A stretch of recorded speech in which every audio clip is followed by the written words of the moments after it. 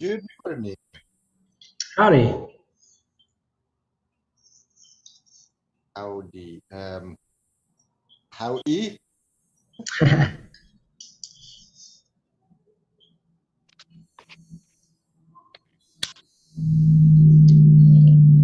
it going? Slightly sore throat, tired, but not well. Nice.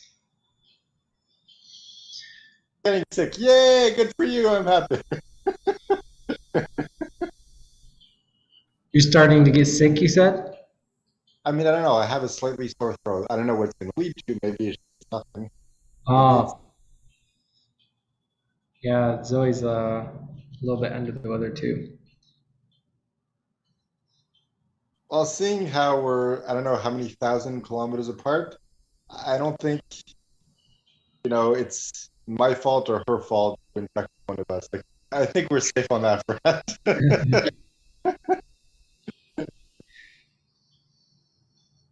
Then again, who knows? With floating has taught us anything is that everything we believe is wrong and it's the opposite. So who knows? Maybe that's how illness works. You got my kid sick, Guillaume. I'm sorry. I didn't mean to.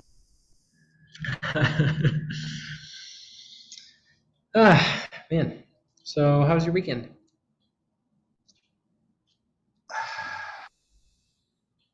Remember what I did on the weekend. Uh,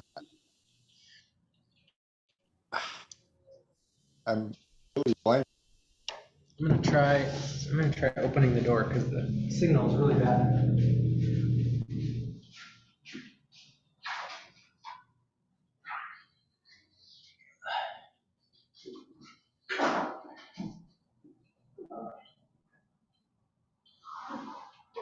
There.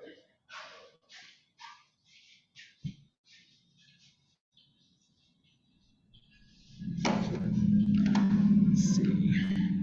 That place your hands to be in. Connect my headphones.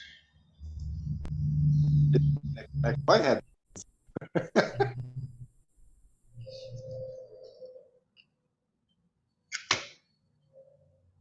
Well, you do it. Can I do it? Try again. Yes. Try again. I know what I'm trying, but try again.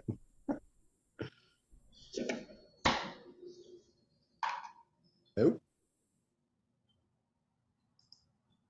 I'm assuming you can't hear me. Can you hear me now? Pancakes and fun all day. Hear me now? I can hear you. You just can't seem to hear me. I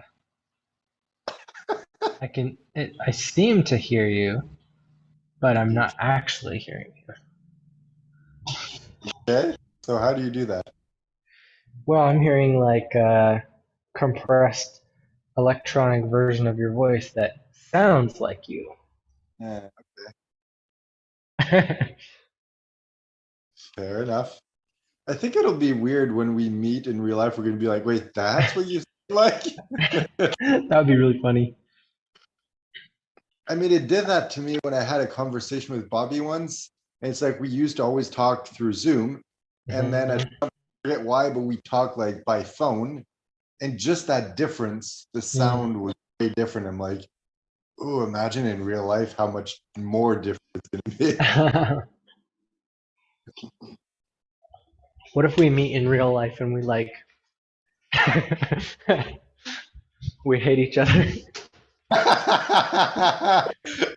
We're like, go back to being a screen. Uh, it's like Or we're worse, best we friends like because we never meet. If we meet, we're just worst enemies. or we like fall in gay love.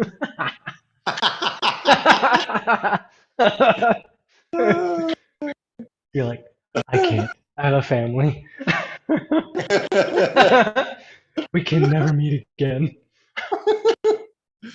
Oh man. Oh, that's really funny though.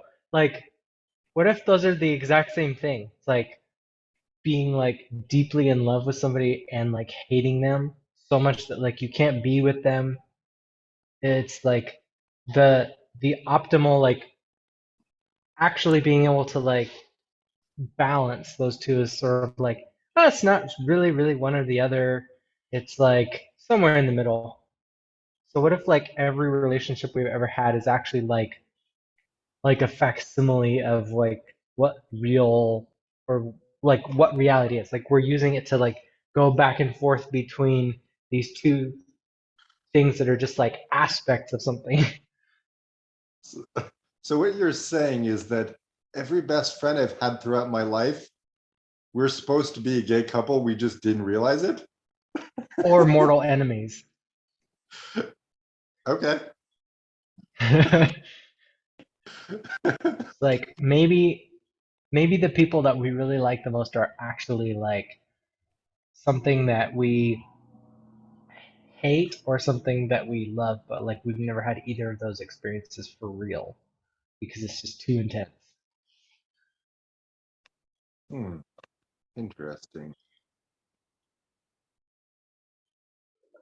I mean, it does make a lot of sense. That trope is overused in the movies, and there's a reason. Hmm. Yeah. I mean, it works in stories. I mean, that's like every rom-com.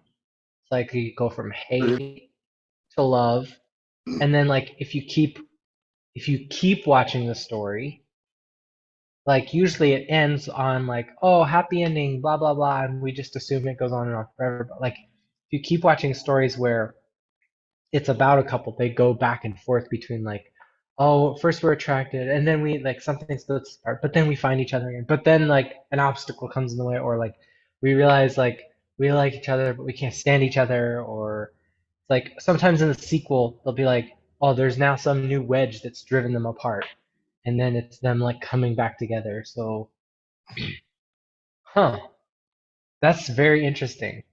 It's funny because as we're talking about this, I'm realizing that 90% of every rom-com out there, it's they meet, they hate each other, they slowly grow to love each other. One of them has a secret midway through the movie. The secret is discovered, everything blows up, and then one of them, well, the one who had a secret goes Hmm. to extraordinary lengths to win them back, and then at the end they end up together. That is like 90% of every rom-com there. Hmm. And I think Oh, the other 10% just end up failing. So it's not that they're different, it's just they're bad. yeah.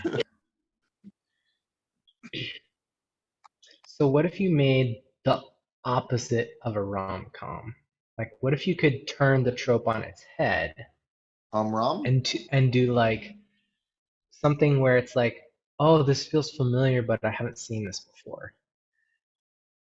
Trying to think like it's like people who meet and it's like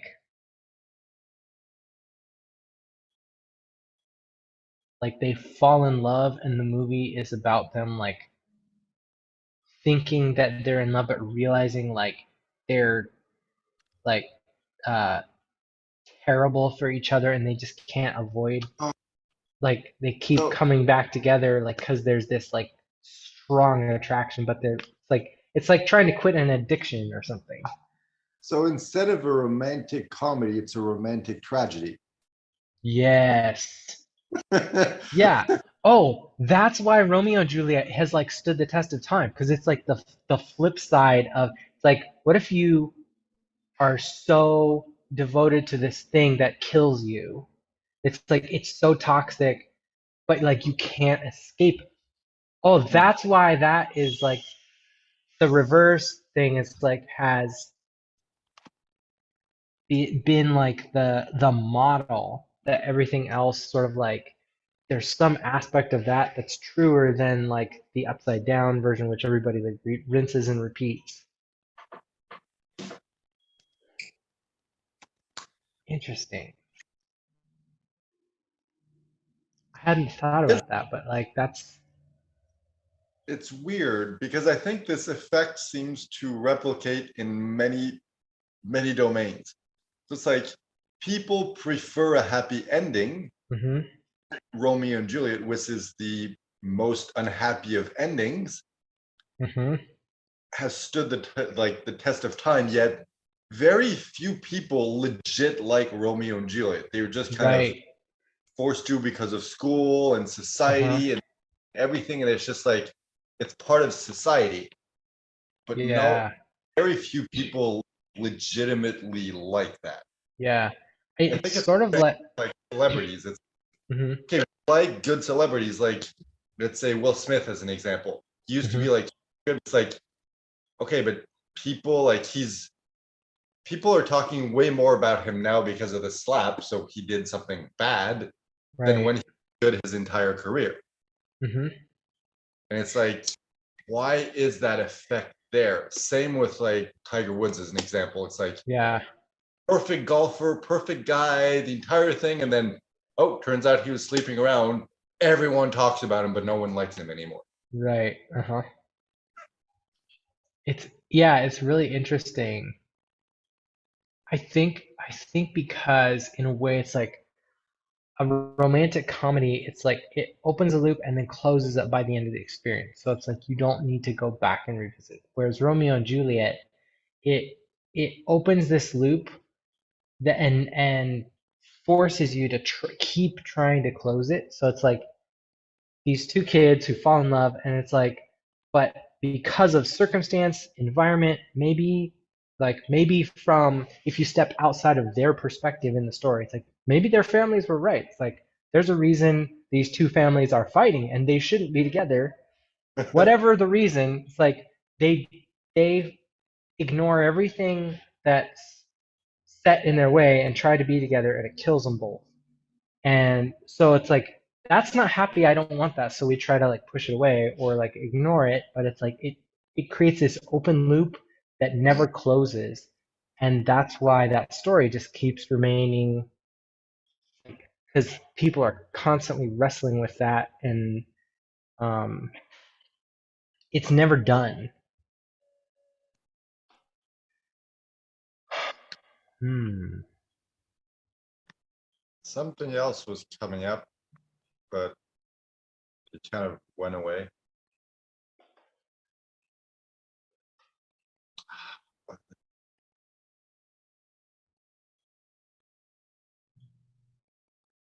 Then bye. I'm saying goodbye today. I forgot.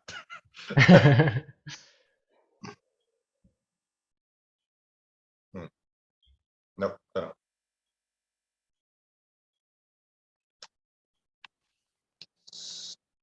Uh, well, this is completely unrelated, but something that I've noticed multiple times in the last few days Mhm, slash two, and that is that I mean, for me, I don't know if that applies for you, but for me, now we've gotten to the place where it's like, all right, the course is done, the funnel is mhm, done. All we need to do is promote. I'm like, that is always the step of the process where I failed. I have no idea how to do that. mhm. So I end up not doing any work whatsoever. Yeah.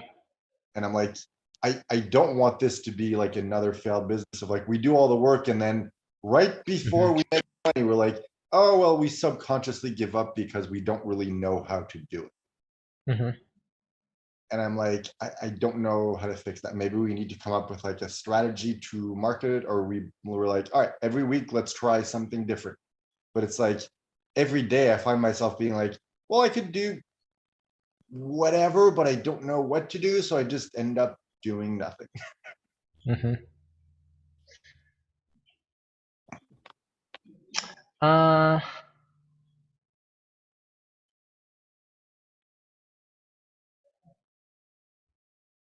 Anyway, just wanted to put that out there. We don't need to try to force anything. I'm sure it's going to float itself out. I just wanted to, I don't know, take a dump so we can see the dump and we're like, this is something real. It's not just hmm. inside.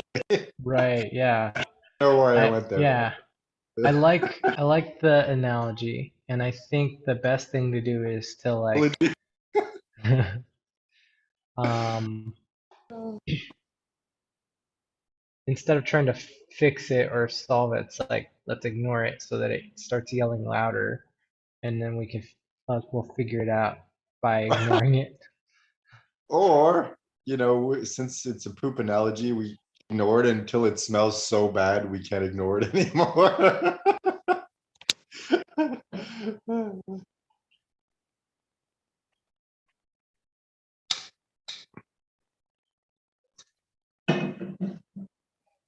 Hmm. Ouch. You know what I just realized? I That you're an mean, alien?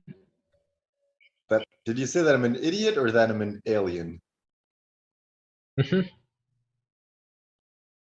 But I gave you two options. You can't just say, Which one did you hear?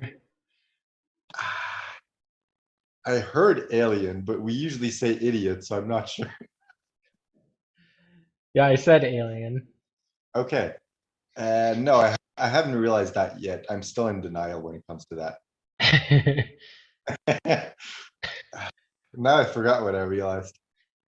Oh yeah, okay. um, I don't know why, but there's something different about our relationship than with other people. So it's like I'm still in contact with my best friend from when I was young, Hmm. and my friend from back home. It's like, we still talk, but it's like sometimes I do something or think something, and I'm like, I don't want to share it with them Hmm. simply because I know they're going to make a comment or say something. And it's like, I know they only want the best for me. I know they're only trying to help. Mm. But sometimes I'm like, I just want to do this. Can you not make any comments? And that's the thing. Like, you don't do Mm. that. I can tell you anything, and I know you're just going to be like, yeah, okay. Even if it's like super dumb, like the stupidest do. I know you're not going to judge me or say like, "Oh, are you sure that's a good idea?" Or like, "Oh, you shouldn't do that." And it's like, Mm. even though I know they're doing that from a good place, it still keeps me from wanting to share certain things sometimes. Mm. All Yeah. that to say, I want to say that I really appreciate you for not doing that. Oh, thanks. Yeah, it's really funny. Like I just saw a post about this before we got on the call. Somebody was like, "How do you tell a client they're wrong?" I'm like, "You don't. You don't know if they're wrong or not." It's like if you're a coach, your job is not to tell them what to do. It's like keep them in the game long enough for them to win. I And guess I'm like, I don't know why people like think that life works that way. It's like, let me tell you the right way to do things. It's like there is no right way. It's like just stay alive. That's it. Keep trying. Figure it out. That's the game. it's funny because I just realized I don't always follow my own advice. Well, actually, I rarely follow my own advice because I'm an idiot. But it's like yesterday, my friend, because no, actually, the day before yesterday, my friend and I were like voice messaging back and forth, and I'm like, at some point, I'm like, "Are you drunk?" He's like, "Yep." I'm like, one of the last message I had sent before going to bed was, "Are you like an alcoholic?" And it's like, we've known each other since we were young. So it's like we know I'm not asking this out of judgment. I'm just legit Hmm. curious. Like, hey, are you an alcoholic? And then I wake up like yesterday and he sent me a message and we sent a few more. And it's like, he's like, oh, I just, he's like, I'm not an alcoholic because like I don't day drink. I'm like, I'm not sure that's the definition of an alcoholic. I think it's more like with any addiction, you just can't stop. Anyways, I'm just like, whatever. I'm not judging. It's just that I'm just curious. We're just having a conversation. And he mentioned like, oh, yesterday I just drank a lot because I've been like depressed. And for some reason, instead of being like, the typical nice person of being like, oh, I'm sorry you're depressed, and kind of like tiptoeing and being like sensitive, I Uh-huh. was just like, yeah, okay, but everyone nowadays is depressed. You can't use that as an excuse. Just like stop being a fucking pussy and just, take control. Like I just ran into like in a joking way, but I'm just like, that feels so good. I don't Mm, understand why society is filled with like snowflakes and everyone's like, mhm, ooh, they're depressed. I gotta tiptoe around them and I mhm, gotta spare their feelings. And it's like, yes, respect people, mhm. but I think it's possible to get to the point where it's like too much Yeah, that ends up being bad. yeah. Well, and I think that, yeah, I think on some level it's like what we're talking about. The Do you actually love somebody, or is it something that's part of something bigger?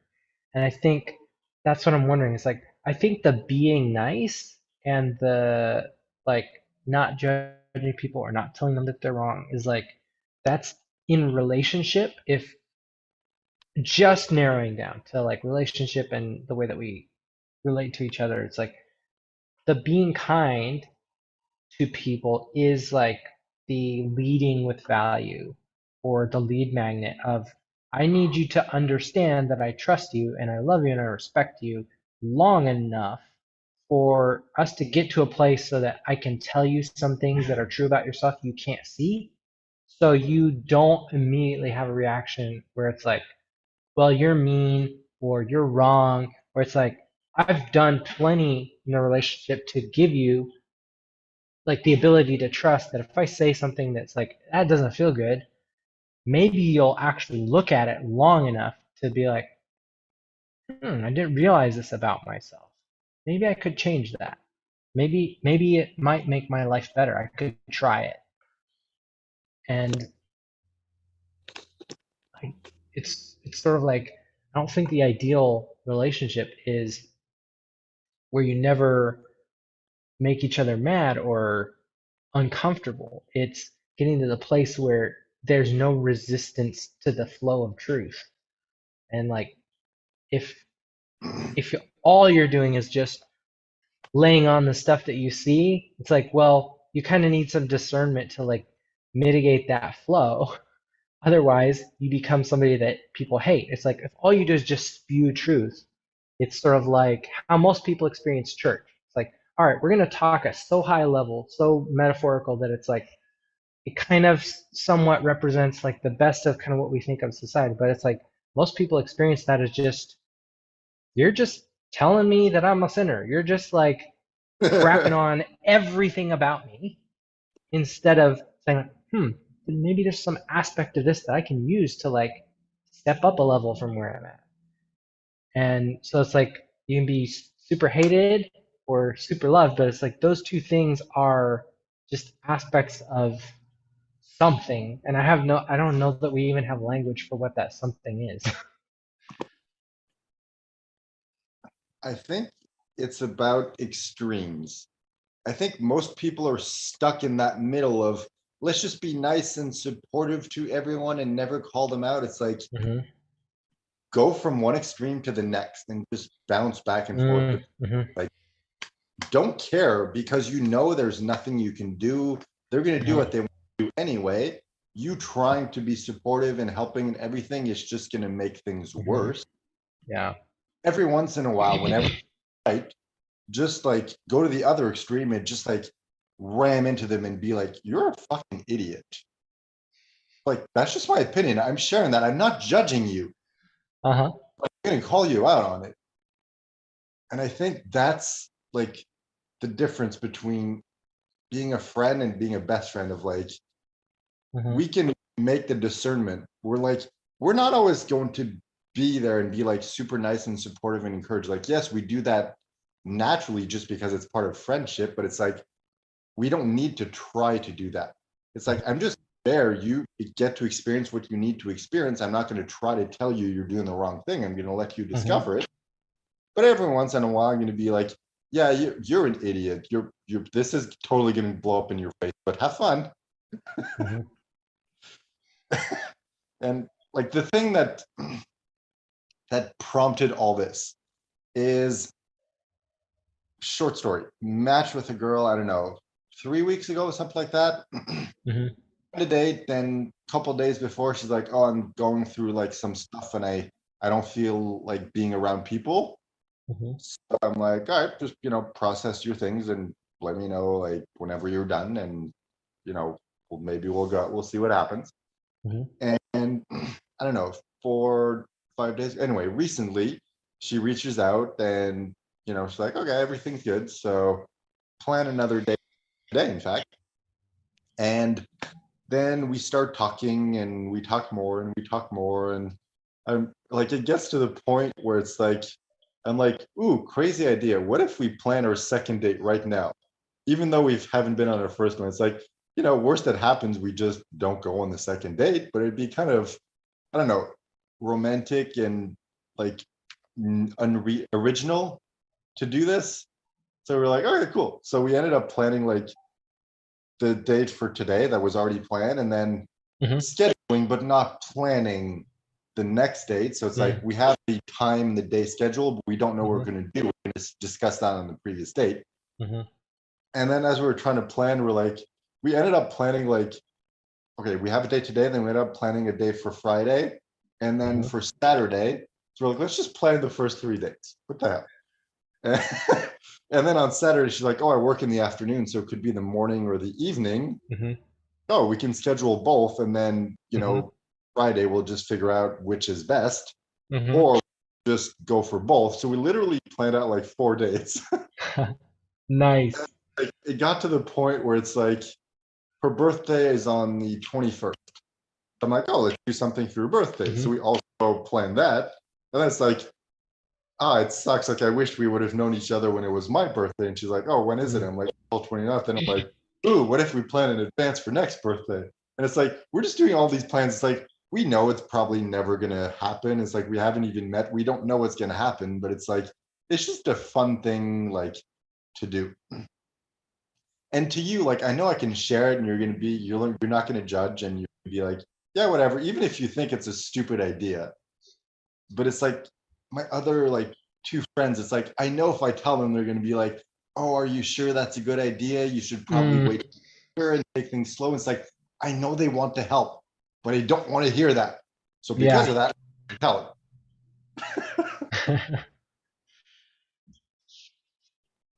I think that's really interesting. Like I've never heard of anybody doing something like that. It's such a unique idea.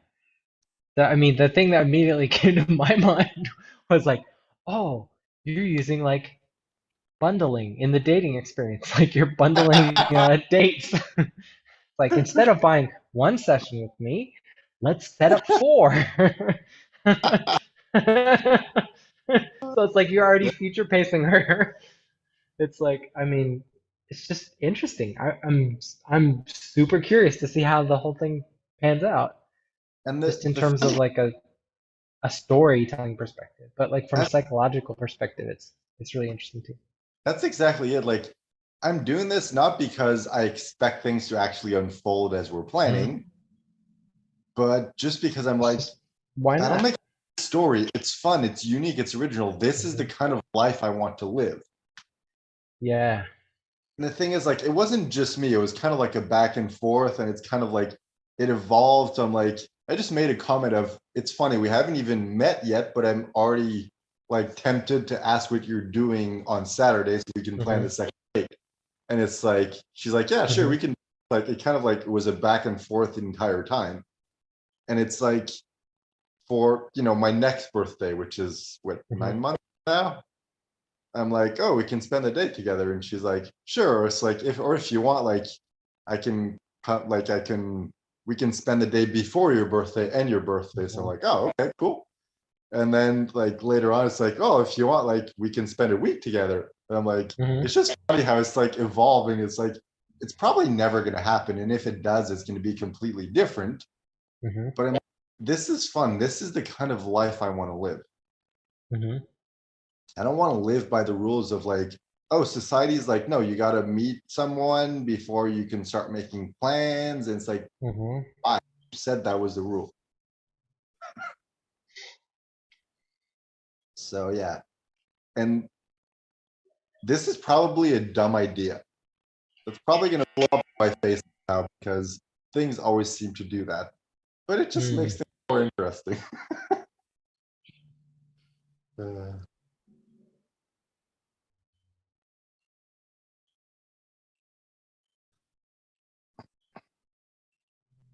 Also, it's very funny to me how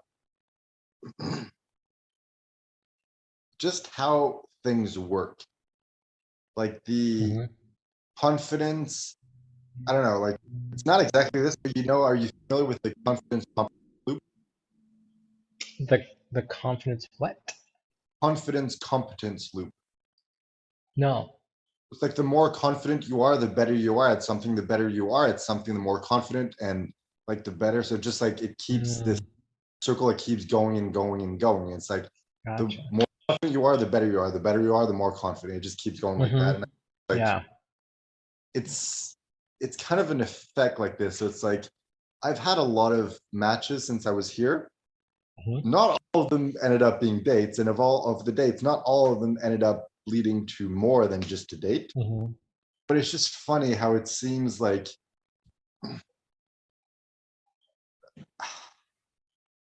I don't know. It's just funny how it's like I've had dates with like two extremes. Hmm. Like I wanted a date with a 40-year-old, which is the oldest I've ever dated, and Hmm. a 21-year-old, which is very close to the youngest I've ever dated.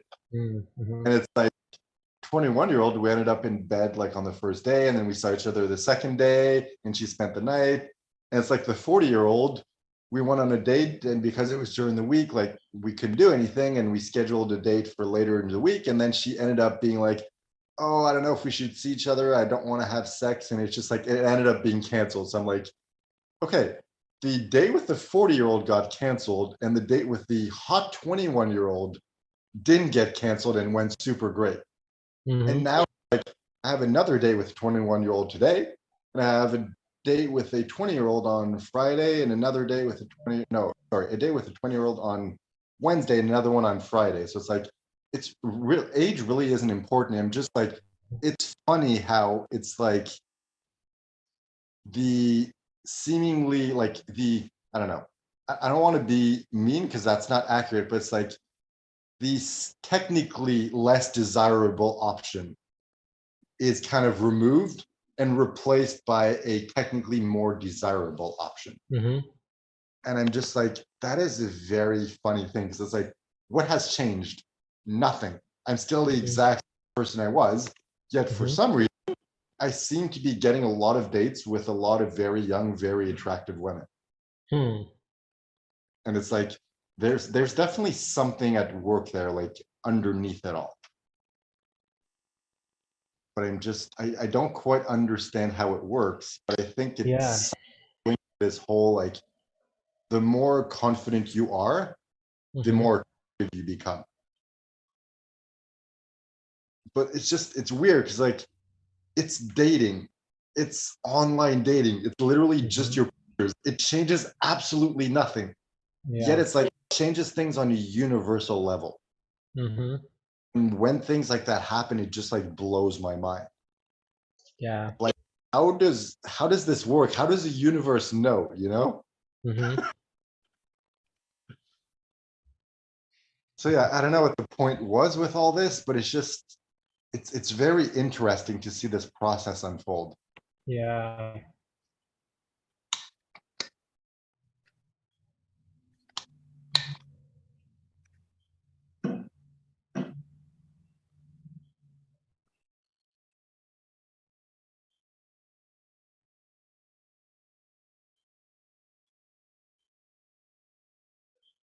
Now when my mind automatically is thinking like, okay, cool. How do we apply that to business?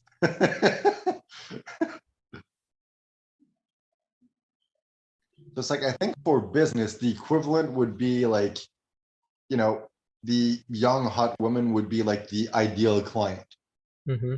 Whereas like the 40-year-old indecisive woman would be a non-ideal client. Right.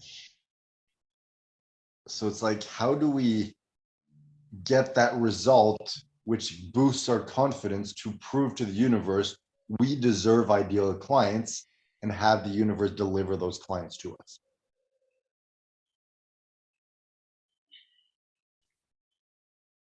Hmm.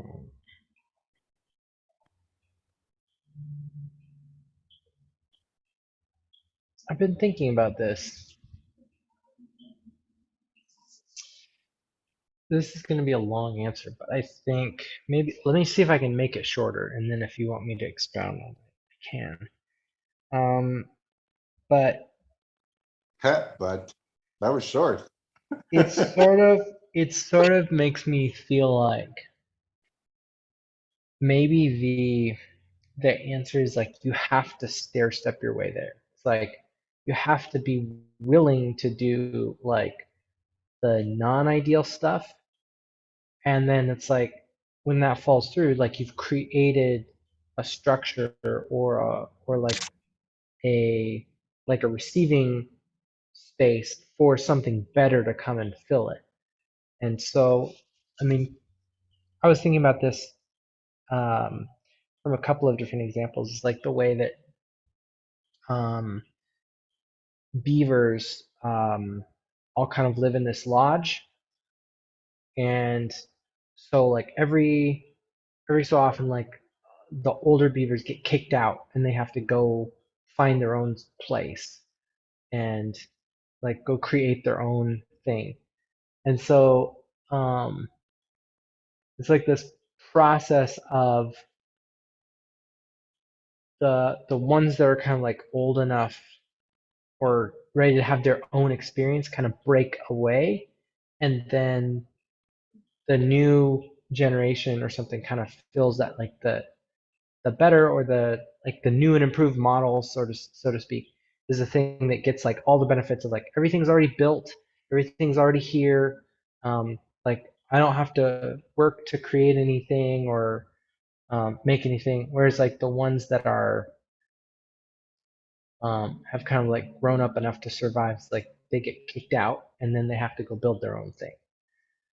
Um, so like what I'm what I'm seeing or what I'm uh, hearing in this thing is sort of like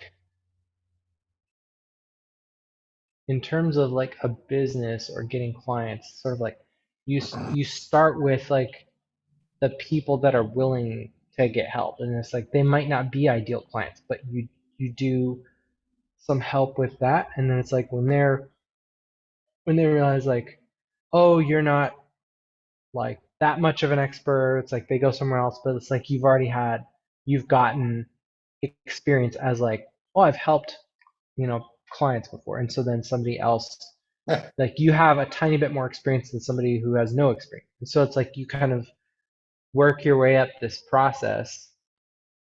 I don't know.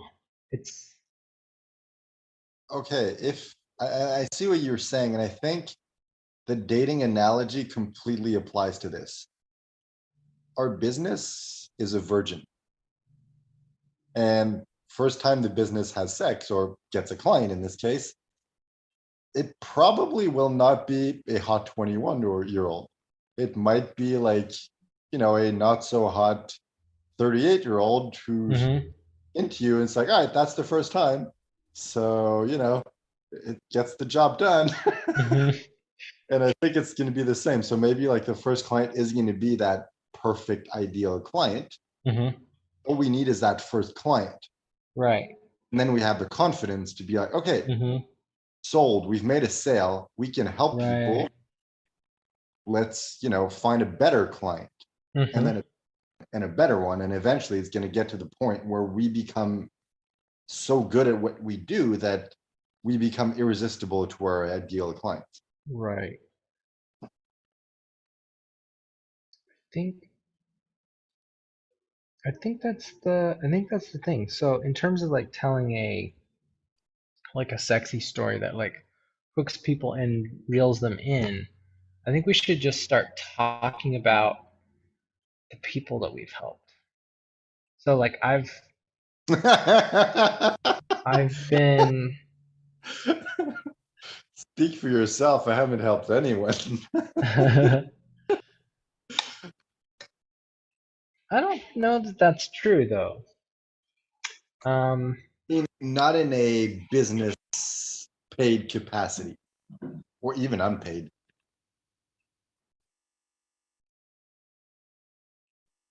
Like I've, um friends like, mhm, you and Jessica and Bobby, but it's like, mhm, it wasn't some like stranger or like a mhm, unpaid client. It was just a friend, like a relationship type of deal. mhm.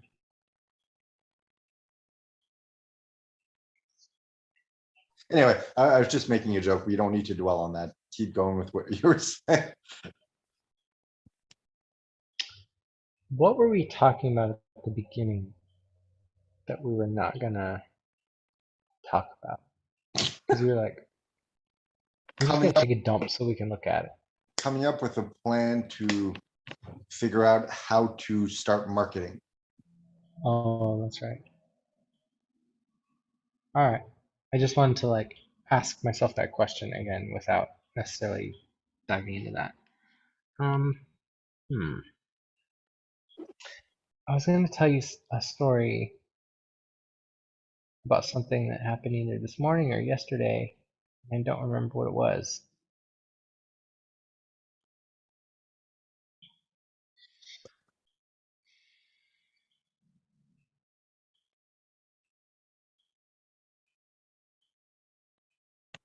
Yeah, I don't know. Oh, um,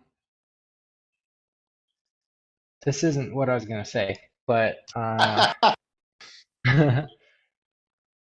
was looking at um, here, I'll just show you on Amazon. Oh, you know what? While you do that, I'm gonna go papaya.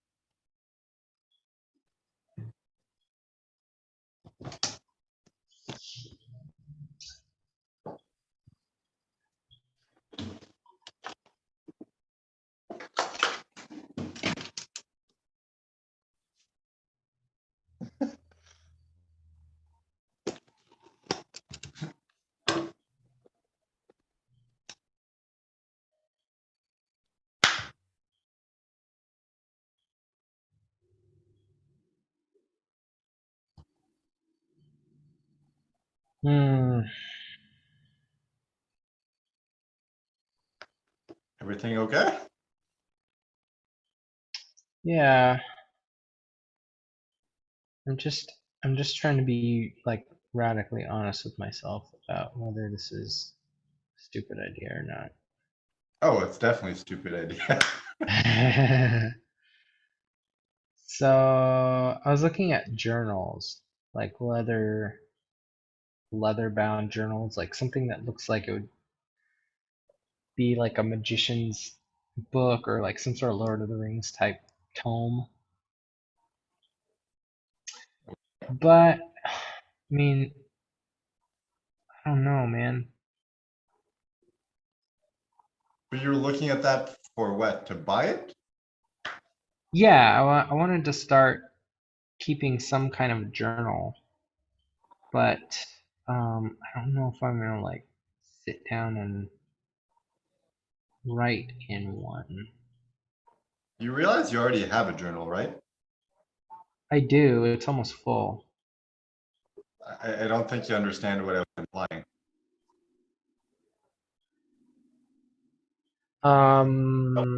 This?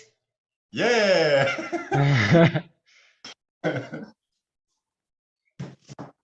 Yeah, maybe I'm trying too hard to like follow somebody else's blueprint of what a journal looks like.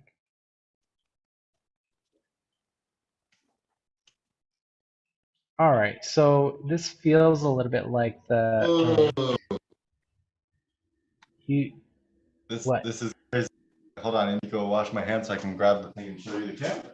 Show you, but never seen that before. An empty papaya. There's no seeds inside. What the heck? So weird.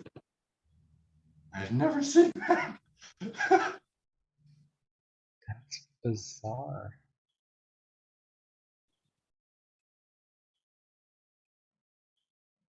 Hmm.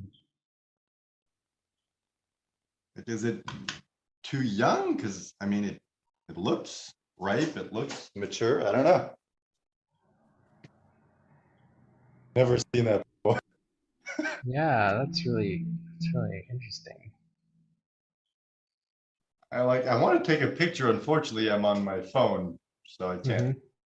Oh well, too bad. Wow.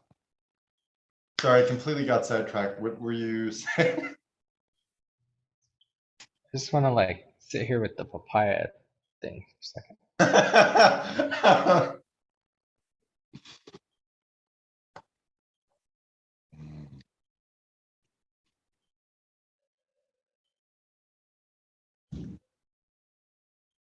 Mhm. The thing I dislike about papaya is usually the aftertaste. And the Yeah, aftertaste seems to come from the seeds. Yet there's no seeds in this one, and there is no aftertaste. This is awesome.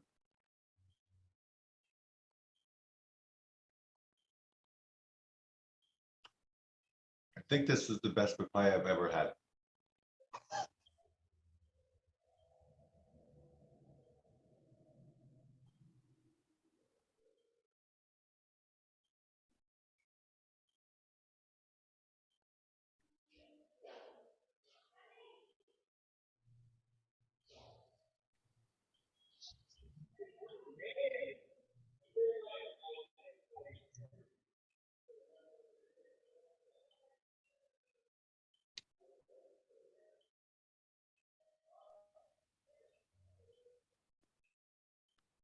I'm just realizing something.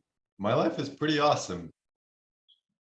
Like building a business with my best friend, eating an amazing papaya, had sex with a super hot 21-year-old. I'm like, and I'm traveling the world, you know?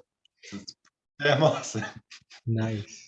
Just kind of like get lost in the moment, and it's like the everyday living that you forget to take a step back and you're like, damn, this Hmm. is cool.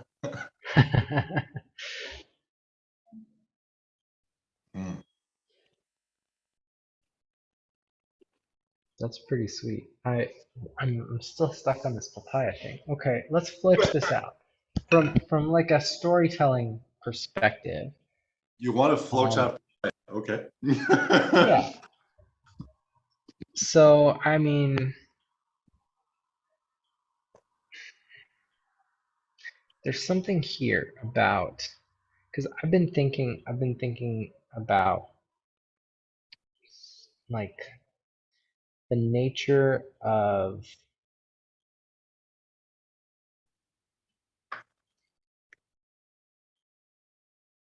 hmm, like followers versus leaders.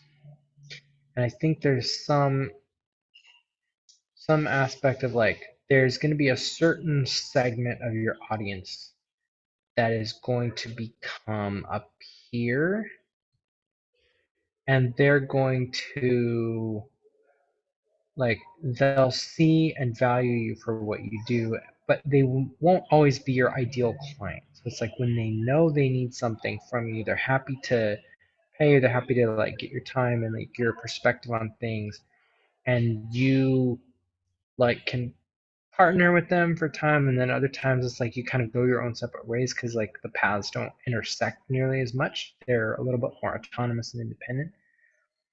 Um, and then there's like a big chunk of your audience that are just like they just want somebody to tell them what to do. They can't really get results without you, and that's the big chunk of your market that you just need to be more like a service provider, find ways to scale things without you having to be directly involved. And so on some level, kind of what I'm thinking of is like the the vast majority of our business needs to be like the papayas without seeds. It's like this is really just for me. Like if you get help out of this, great. If you don't, like that's not really my concern. It's like I'm just offering you something that is kind of like coaching. It's like this is going to either reflect something that you see you need or not, and it's like I'm just offering this as a service, as a product, and it's like I'm just here to get you to buy it. That's all.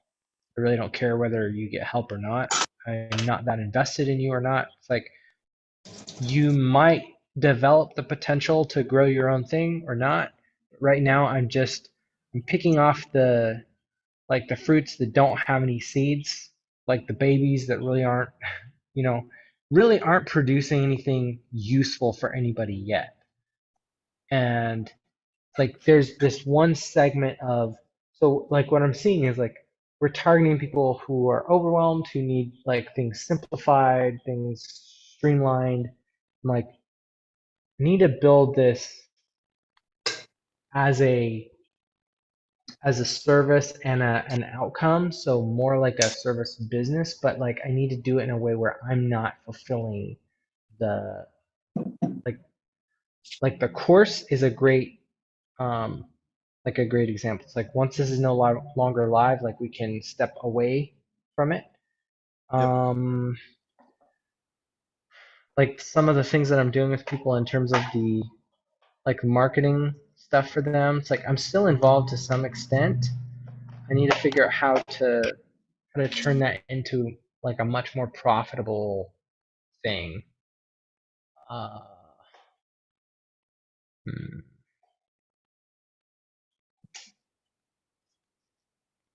interesting. But yeah, what I'm what I'm seeing is like this thing that you're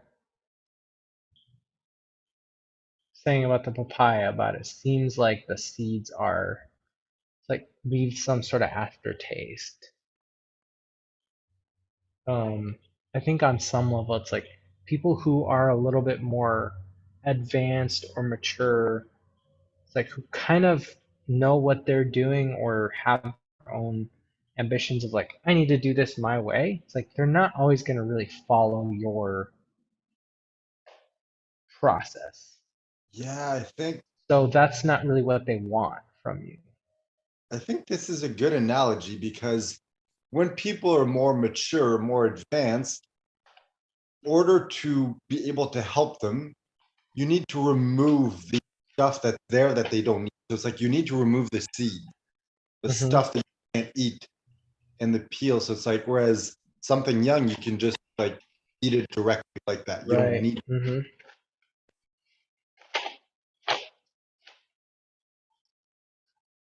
Hmm. Yeah. Did you ever see what was it called? Shoot. That it was a Chris Giant. Chris Evans did this movie about a train. Um, Oh, Snowpiercer. Pierce. That was And really. But like there's this scene in the movie where he's talking about like, I know what babies taste. But I kind of think that that's what it's about. Like that's what that movie is about. Is like the progression through the train of like going from the back of the car, like from the very back to like all the way up to the front. It's sort of like that journey of like slowly stair stepping through life and experience and learning how to provide value in the world. And it's sort of like in order to survive at some point, like you kind of have to help people who are just like you're not really helping them that much. They're not really going to get that much out of it, but it's like you just take what you can from them, and then when they're ready to like go their own way, it's like, hey, bye, whatever. It's like you're not really able to provide. Like it's sort of like I couldn't teach what I'm doing to Eden because there's just nothing like she's not gonna comprehend 99% of what I'm gonna like what I could teach her. But it's like what I can give her is like a popsicle, you know.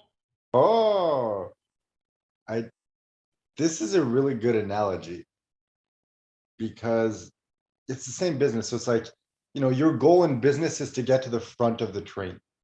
Hmm. In order to do that, you can't be stuck because it's like a lot of businesses, it's like, oh, I need to help the people in this wagon Hmm. because I don't have access to anyone else. So you find a Right. solution to that, and that allows you to elevate yourself to get access Hmm. to the next wagon. And a lot of people are like, my business is already set up. I'm going to stay in this wagon and be successful. Hmm. But no, you need to keep evolving, and that means leaving some people Hmm. behind. You need to keep doing that and Yeah. doing that because otherwise you'll never get to the front of the train. And that Hmm. is the point where you can help so many people. Right.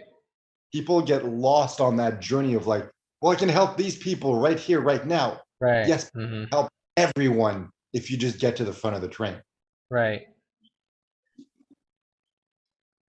Yeah, it's like people are not willing to niche down because they're like, I can help so many different people. It's like, but right now you can't. It's like, yes, you have access to that part of you that it does have the potential, but like you haven't built any sort of structure that can do things on your behalf that are like they don't require you to be present and give your time and energy.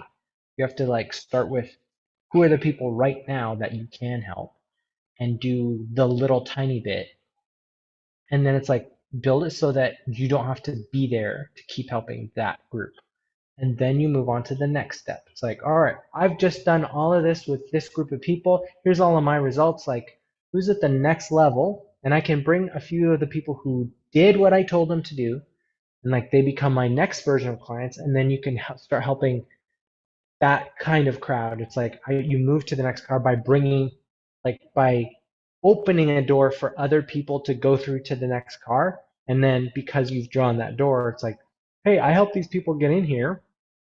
Now I'm like able to help that kind of person. And so then it's that confidence loop you're talking about. It's like you create this cycle that just like you keep doing things that create confidence in this sense, in this context for business. It's like you create an outcome for somebody, and that gives you the ability to like do it again. And it's like you keep helping people in this cycle. There are some people that will just like kind of follow you everywhere you go, and it's like those become like the chalk that you can like create the outline of the next door. Like, so what do you have next? Like, help me do the next thing. And so they're just like watching you, following whatever you create for them, and they become sort of your avatar or model that like allows you to crack the door for yourself as well as for other people to like get into the next echelon of your journey.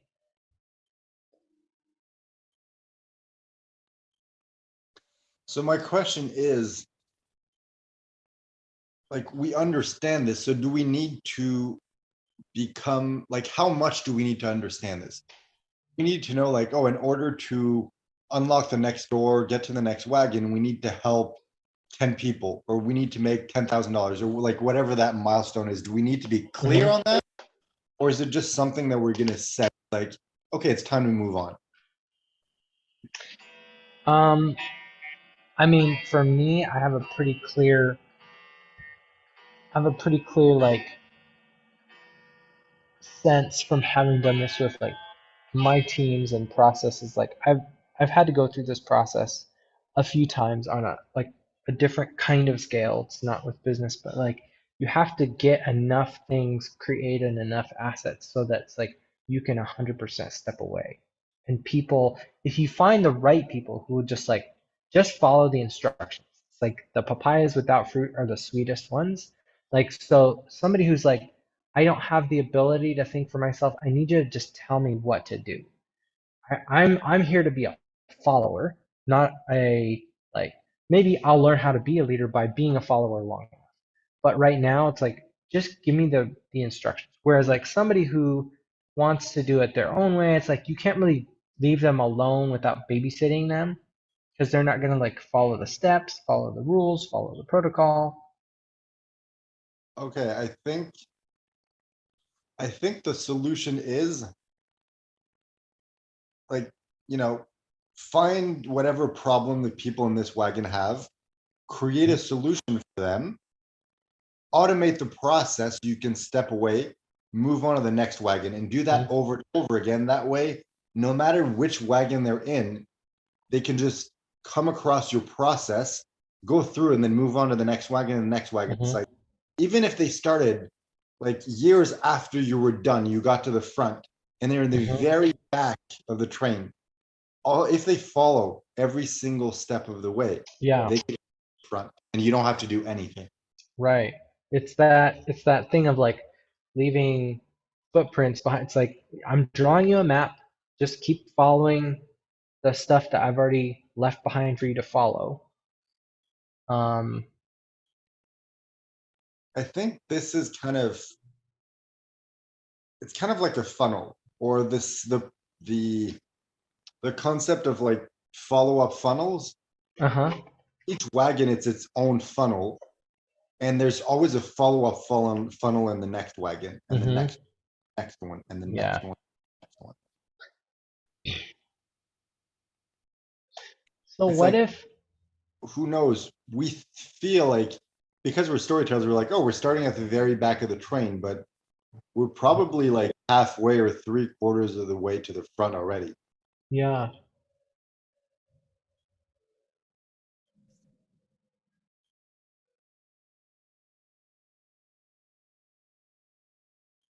damn. Oh, Yeah, and this that's the is, beauty of this, because like this is a train. We just need to keep going till we get to the front. But we mm-hmm, don't know every new wagon. We're like, the next one could be the front or it could be 100 wagons ahead. We don't know. mm-hmm. Hmm.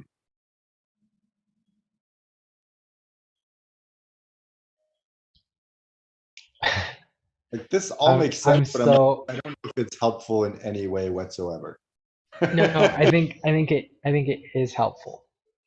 I think what I've realized is like I'm really stupid. I I think how you were saying like you already have a journal. Um, I also think we have a marketing thing. It's like this. If we become more structured about so the way that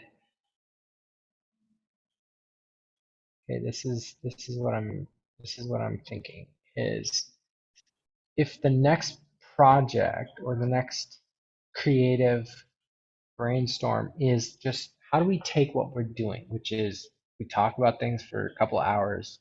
We have these great ideas. A lot of them are like in metaphor or in story. It's like, how do we leverage this? Because this itself is a product and a marketing engine, but we have not done anything with like the raw material.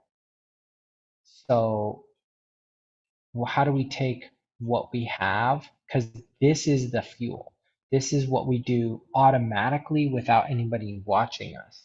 Like we can create this whether anybody wants us to or not. This is just like waste for us. It's like this is just kind of passing through our system and it's like we're just scrapping this stuff out every single day. But to somebody, it's like fertilizer for their field. It's like somebody will go buy horse manure when it's like I'm just dumping this anyway. It's free. But like you want to pay me? Sure, go ahead. You know, it's valuable to somebody. So we need to set up some sort of like filtering process where it gets sorted somehow so that they become like elements of what we're doing anyway become productized or like become something valuable or part of a marketing funnel.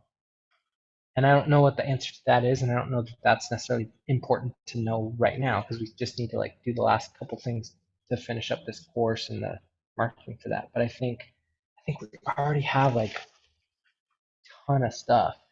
We Yeah, I think you're right. I think it's like we we kind of stumbled upon a like an oil like field, like an underground reservoir, and we just like hmm dug into the ground and just like started spewing out, and we're like, what do we do with this? And it's like we don't have right, this, gather it and sell it and monetize it. right. We have It's like raw. we're not rich because it's just crude oil. But like somebody will find this valuable. But now we have to go. It's like, okay, we have the thing, we have the land, we have the oil, but we don't have customers. But we don't need a bunch of customers. We don't need to build a gas station and like build a sign and get people to come fill up. We just need to find somebody who buys crude oil and has a refinery. Like we Yep. need one person. So we need someone who has the refinery and who has connections to the gas stations. hmm Like we don't So know around. okay, I've been thinking about this. You said this the other day that has just been stuck in my head for a while. It's like the thing that we are just magical about is like we use analogy all the time. Like we can create metaphors like nobody's business. Yeah. Um, if we could figure out like who's already successful and has lots of great teaching content, but like their marketing just isn't that sexy or it doesn't tell a good story. Like it is can we be the guys, not like the copywriters who create stuff from scratch, but can we be like the script writing team that does the punch ups? So it's like this is the eighth draft. We're already in shooting phase. We're bringing in the team that's like it needs more pop. It needs more color. Can you add in some jokes? Can you tighten the dialogue? Like put it in, Chris Evans' voice. But like we're not constructing anything new. We're just like somebody's already done all the work. We're like, oh, you know what? If we just like let's polish this little part out here and like this little part, and the audience is only going to be looking at it from this direction, so it's like shine it there. The rest of it can stay crap. It's like, but like nobody cares about any of that part. It's like the it's like figuring out what is the piece that really needs just a little bit more refinement to make it that much shinier. And like I don't know what that thing is, but it's like if we could do that for ourselves, if we could do that for somebody else, maybe we could learn how to do that for ourselves. Um, but I think in some sense that's a little bit what we're doing with like, oh, by the way, I have a call with Leslie in like an hour. Um, but I think that's sort of like people who have existing businesses. It's like they don't have any concrete marketing, consistent marketing, or they have some marketing that's like not super great. It's like we could come and sort of like turn it into like a focused, you know, beam. It's like, okay, this isn't. It's like the flashlight. It's like you can have this real spread where it's like it's not very bright, or you can like turn it and it's like, okay, now you've got this little spotlight. Like when you need to really see something, you use that version, and so it's like, okay, if you want to like laser target your customers so like they know you're the person that they should come to help them. as opposed to like this really broad funnel that's just suck up a whole bunch of people and just like hopefully they'll like come into your process. And maybe that's what the 5 minute Facebook groups is. It's like here's a really wide funnel. And then like once you have traffic coming in and you don't know like what the connection is between everybody that's coming in your thing, it's like we'll help you lock it in to be more tight, more refined. So it's like I think we're in the process of like finishing up that first cars like offer or the process, but then it's like we're about to get like if we just get a dozen people, couple dozen to like go through the process and like start getting people, it's like yeah, you're adding, 30 people every week. Your community's slowly growing. You know, every 2 3 months we've got a new client that is like, okay, I've grown a little tiny audience of 2 3 400 people, and it's like those people who are generating traffic based on our system, who are doing kind of like this broad call. Then we go in there and be, all right, so what's the common thing that's actually happening in your audience? What is that story? What is the marketing element that actually is happening? Let's build some great analogies, like tell some good stories and like crystallize that marketing so it's like super, super clear. And then you're ready to do ads and like literally pull the trigger on your business. I think you're right, but I think we need to go through the process for ourselves. So it's kind of like we need to do it for a business so we can then go and Mhm. come up to people and be like, hey, this is what we did. We can do this for your business. It's going to take 2 weeks and it costs 10,000 bucks or whatever. And just be like, Mhm. this is what you're getting. And we can come in and just like rework everything. But I don't think we Mhm. can do that until we've done it for Yeah. ourselves. Yeah. Okay.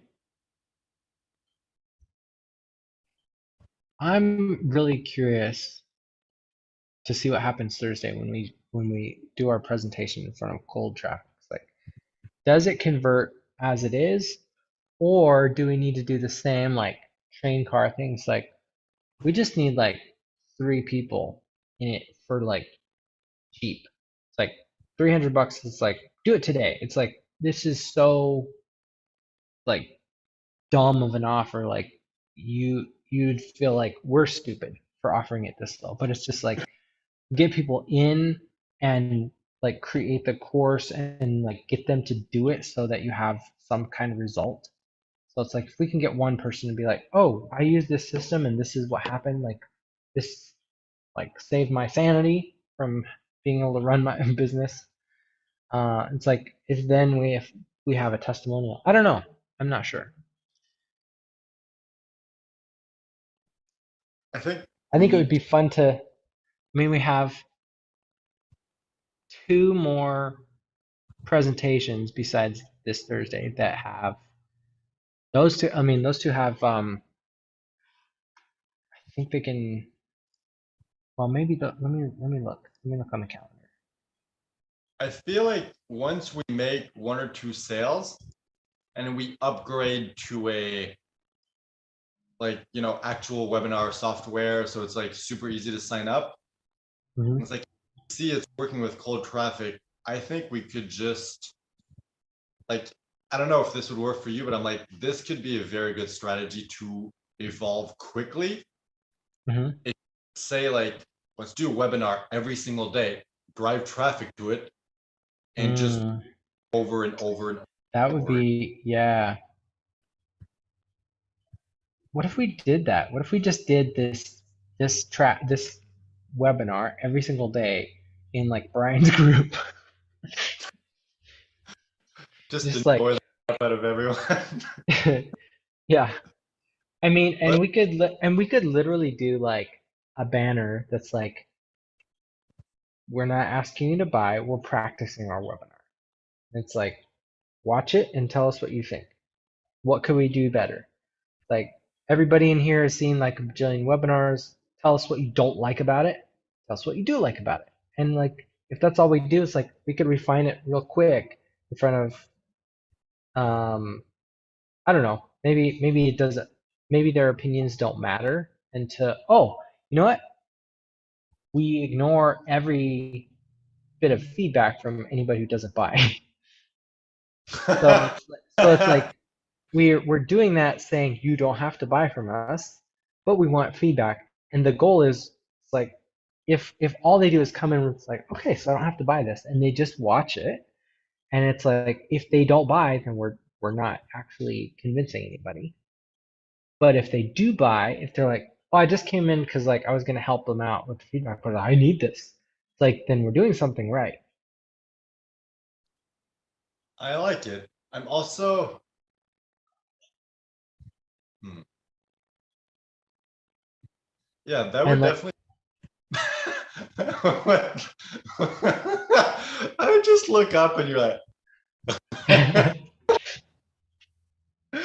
ah, I forget what I was saying. I got distracted. you started to say I like this, and then you're gonna Oh say yeah, I feel like something.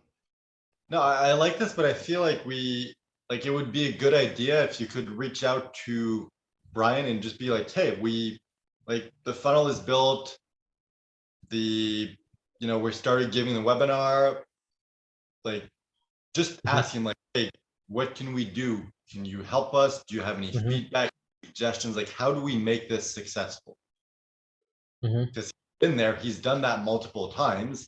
It's Yeah. like, you want to help us. If not, he's going to be able to give us pointers, be like, hey, do Hmm. this, do that. And I feel Yeah. like we have access to someone who's very good. And it's like, for some reason, we're like, nah, we're not going to ask. Yeah. Okay. So I'll do that today. As soon as I get off my call with Leslie, I'll find out from Brian. So what should we do We with this want step to figure out in the process? by ourselves, like, oh, what is going to work? Not going to work. But it's like, we have access to someone who knows Yeah. exactly what to do. Yeah. Why not ask him? That's true. Yeah, so maybe that's what we should do. It's like we Like, should just do this presentation in his group long enough for him to like sit down and watch and be like, "Oh, you know what you guys should do is this." uh, and so like, but I'll ask him. I'll be like, "Hey, here's what we're doing. Here's what we're wanting some help with." So, but like, I think for that kind of person, the like they filter helping people by how much action are they taking. So I think actually going ahead and doing it would be a good part of how to ask. So it's like I'll message him, like I'll find out like what should we be doing now. But I think if we go ahead and do it by like actually, ooh, we have we have the webinar this Thursday with like a dozen people. I should just go invite a bunch of people and be like, hey, we're doing this webinar. We have a bunch of people attending already, and then do it live in his group with that group of people on the live. So it's like if we are having real time questions and stuff like that, stuff gets on the thing, and then it's like I don't know. Hmm.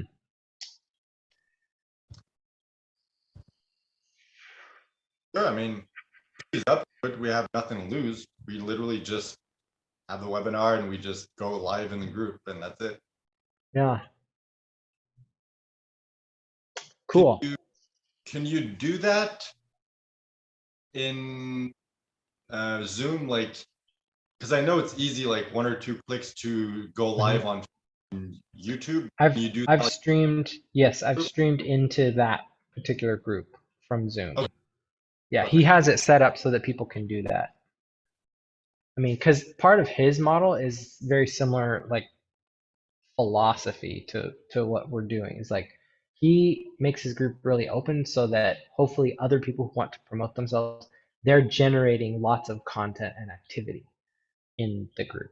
So if the Facebook group is like a pool, it's like a wave pool. It's like the thing that makes it exciting is like, oh, there's big old waves. Like it's like, all right, anybody who's you know got an inner tube, it's like I'm letting you horse around and jump up and down in the pool and make waves. It's like this is not one of those pools where the lifeguard's gonna yell at you if you're horsing around. It's like that's what he's trying to do is like let people know you can do crazy stuff in here to like keep the energy happening so he doesn't have to all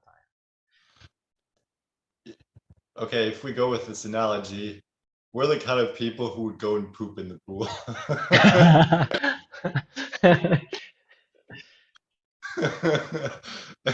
Then people are swimming, they just like see it float by. Uh-huh.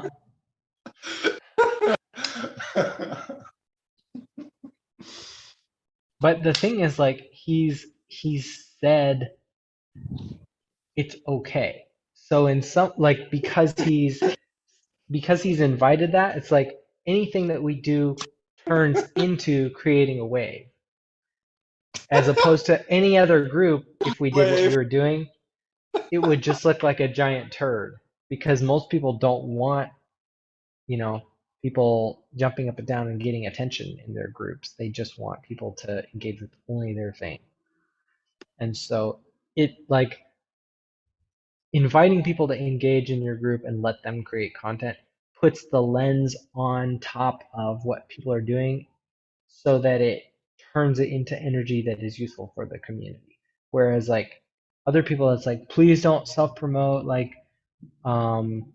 only be helpful and provide value. And, it's like whatever. It's like you're putting on a lens where anything that anybody does that's helps them more than it helps you, you're turning all of those things into turds. So it's like you've created a pool where anytime somebody wants to dump some value, it's like you're telling everybody to look at it as they're taking a dump in your pool. Okay, but I like this. I mean, okay, that sounds like I just said I like poop, but anyway. it it's useful because it's like, yeah, okay, some people are just gonna crap, other people are going to plant seeds, Mm-hmm. combine the two, ooh, a plant grows, and maybe that's going to grow into a tree and provide fruit for everyone in the group. So it Mm-hmm. seems crapping in the group is bad. Mm-hmm. It's actually good. You need crap, otherwise the Yeah. group won't grow. Yeah. And that's the thing. I think like people think of their community, think of their group as like, this is my personal swimming pool. So I'm going to kill anything in it that's not me. Instead of thinking of it like, actually, I own a lake and there's a whole bunch of wildlife and a whole bunch of like life that's teeming from this thing. And if I keep dumping chlorine in it, it's like it's gonna turn into something that's like nobody wants that. Um, Instead of like allowing it to like have all kinds of life forms benefiting off of it. It's like yes, it means you have to shift into like you can't just go in your bathing suit and nothing else. Like you probably have to wear goggles. You can't like open your eyes underwater in a lake without risking getting some sort of weird infection. um, but like you can still have almost the same experience in a pond or a lake as in a swimming pool. You can actually have infinitely more experiences because you can bring a boat in there. You can have a party there. It's like swimming pool only lets you do like one thing. Okay, I just had hopefully a genius idea, or maybe dumb, I don't know. Uh-huh. What if we go back to the one question approach and literally just ask Brian, hey, Brian, can you help us make this launch successful? And then just have a conversation with him asking like, hey, what would you need from us? How can this be valuable for you? But how can you help us launch this so it's valuable for both of us? Instead of just being like, hey, you've been there, you've done that. Can you give us your thoughts and your Right, suggestions? Literally, can you right. help make this successful? Uh-huh. What provide you with in order for you to do that so it's beneficial for both of us? Right. Oh, snap. That's a great that's a higher level like we've switched from playing checkers to playing chess. Because that's the thing, like if we get him to help us launch this, Mm-hmm. it's like even if we like just even if it's as simple as we split the Mm-hmm. profits 50 with him. Like we're going to be way more Mhm. like sell like I don't know 10 versions of the course with him. We only make $5,000 instead of 10, but it's like that's still 5,000 more than we would have made otherwise. Right? You look, I don't know what it's like, but it's like with the eyebrows like that, you look like a really sad character from like,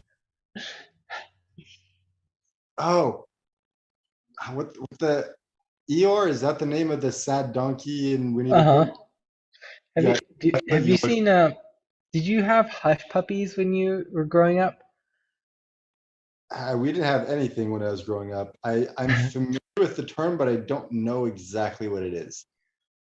Oh, okay. So there's the, or no, it wasn't hush puppies. Pound puppies. Hush puppies are like little tiny, like corn dog bites. It's like cut up hot dogs in breading instead of like a whole hot dog on a stick in Oh breading. well, we were Um, vegetarian, so no, I'm not yeah. familiar Well, I with mean, that. so were we, but like people would make them out of like veggie hot dogs.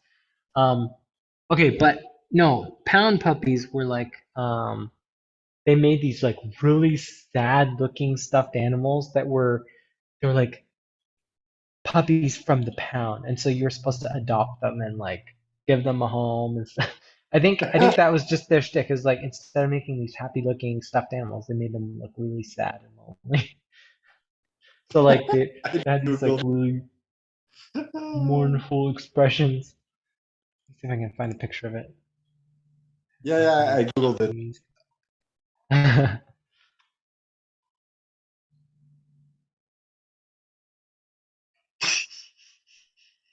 I mean, that's like a genius business idea. Like everybody makes happy looking stuffed animals. Like why don't you make something that's like at least neutral, but like they can kind of look like have a sad expression. And that's the Wow. thing. I was, I was just googling Eeyore from Winnie the Pooh, and I was trying to Uh-huh. spell it. I'm like, I was way off, like way, way off. Like whoa, like Eeyore. I never would have wrote that. Like I had no. I mean, I'm not very familiar with Winnie the Pooh. Uh-huh. Ah man, I never would have guessed that was how to spell it. Hasbro. Hasbro owns Pound Puppies now. They have a TV show of it on YouTube. Damn. I just figured that brand was extinct.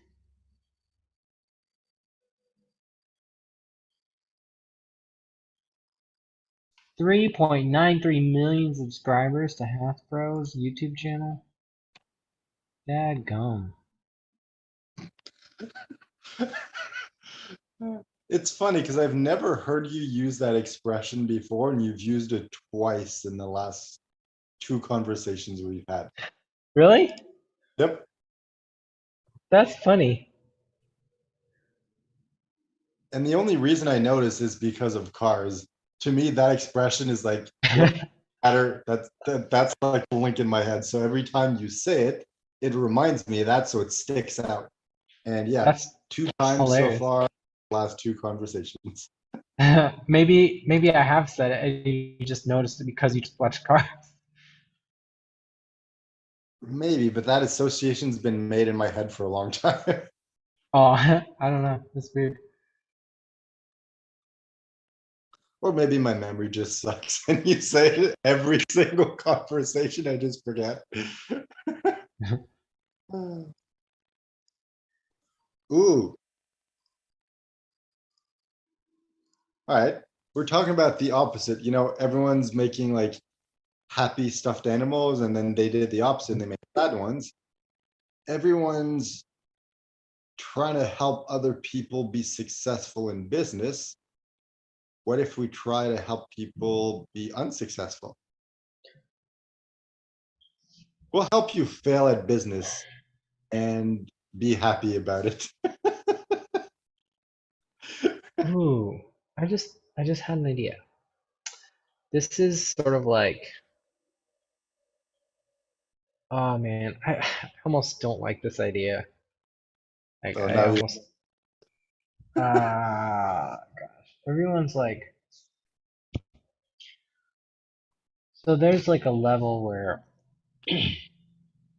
people ask for lots of help, but they're not really ready for help. But then there's like a level of person that's like they just want to do it themselves, or like they don't feel like they always need help. They're willing to do it themselves.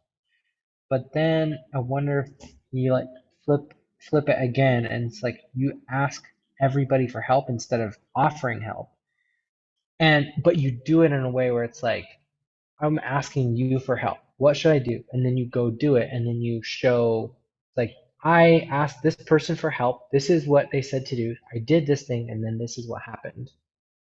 So it's like you just start getting this mode of like having the integrity to like follow through on the stuff that people suggest and do, and then you like like whoever gives the best advice like just can highlight through what your experience was. I don't know. Okay, just to put an emphasis on it, let me swear a bunch. Okay. Instead of just saying, "Oh man, we're idiots," we're goddamn motherfucking idiots. Just. It's what you were saying as you were describing. Like, there's people who want help but they're not ready. Then there's people who want help but want to do it themselves. And there's people who ask for help. And I'm like, shit, we're the idiots who want to do everything ourselves when the solution to be successful is not, oh, I need to go out and build a business and help people. It's, I need to ask successful people how to be successful and go do it. That is all we need to do. We've been doing this all wrong. We're like, let's become successful by doing the hard work and, being idiots. It's like, want to be successful, ask other successful people how to be successful Hmm. and then do it. So I think this is like the phase two integrity challenge of like, okay, you go do somebody's course or you buy somebody's thing and it's like, and then you actually do it instead of like watching it to like, what can I learn from this? Like, no, actually like complete the fucking program. And then it's like, whatever results come out of that, it's like, that's what they were teaching. That's what they were helping you do. I mean, Oh, yeah, snap. And you know what? This makes sense to me in the sense that like if we're going to build something and we expect people to do it, like we have to also be the students that we want to attract. Like to be able to talk about like anytime I buy a thing, it's like I have to actually do it and complete it.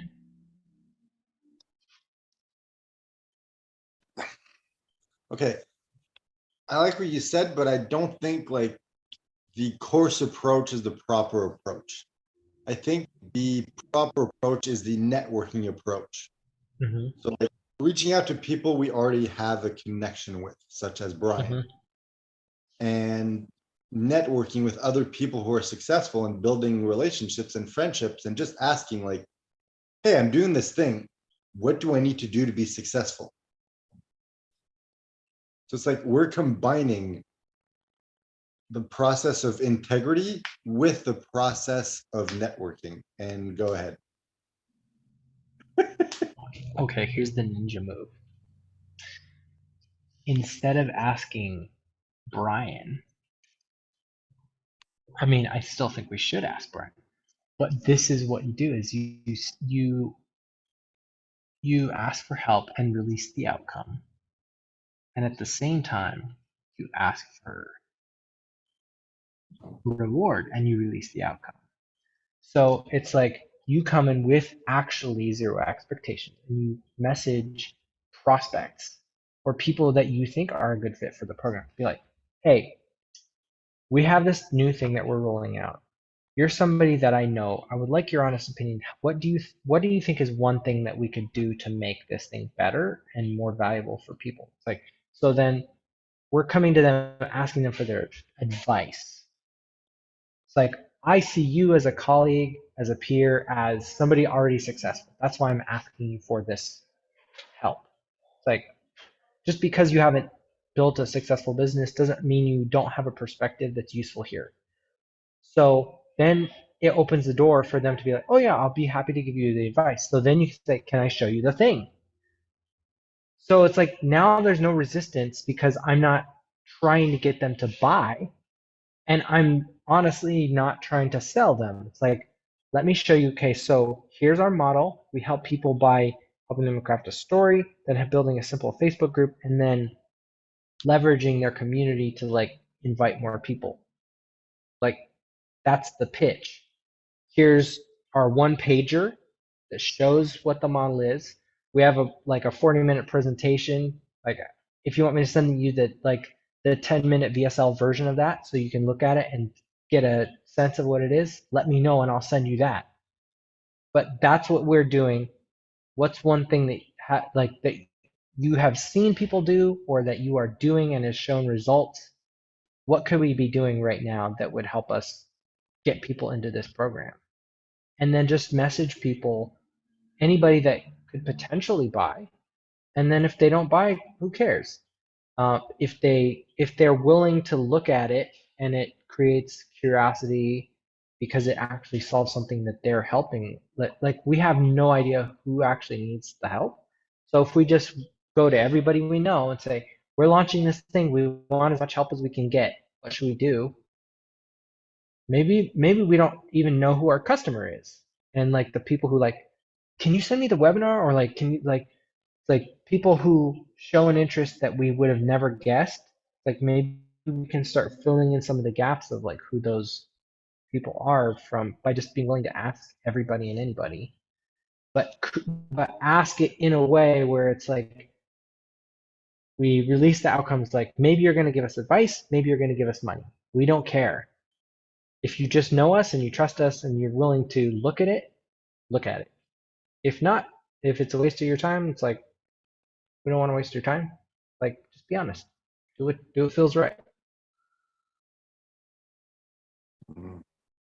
And then that gives us like that feels good to me in terms of being able to message just tons and tons of people. It's like I'm doing this thing. I want some help. Will you help me? I mean, that feels like a lot better ask than like, hey, we're gonna help you. Do you want to come into my webinar? Everybody else is doing that. So do the opposite. Okay, two things. First of all, I farted and it stinks.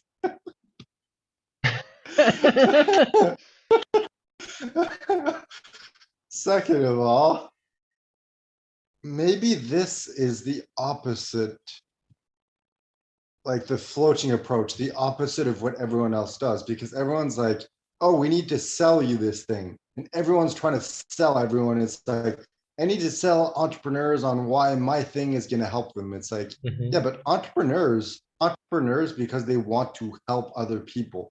What Hmm. you just said gives them a chance to help you rather than being like, hey, let me help you. Because what they hear subconsciously when you say that is, if I accept it, I'll be indebted to you. Right. Hmm. Whereas this, it's the opposite. It's like, hey, can you help us? And they're like, then subconsciously, they're like, I'm doing a service to this person. They're going to owe me. Hmm. Yeah, And and it's even uh, then, like I would bet a big chunk of people who are willing to help would just do it because that's who they are. Like they oh yeah, identify as of an course. entrepreneur, so there is no obligation, even though No, no, like I know. It's psycholo like, yeah, exactly. It's psychologically subconscious. Like we never actually need to do anything right. for them in return. It's Hmm. just, it makes them feel good. It's kind of like Yeah.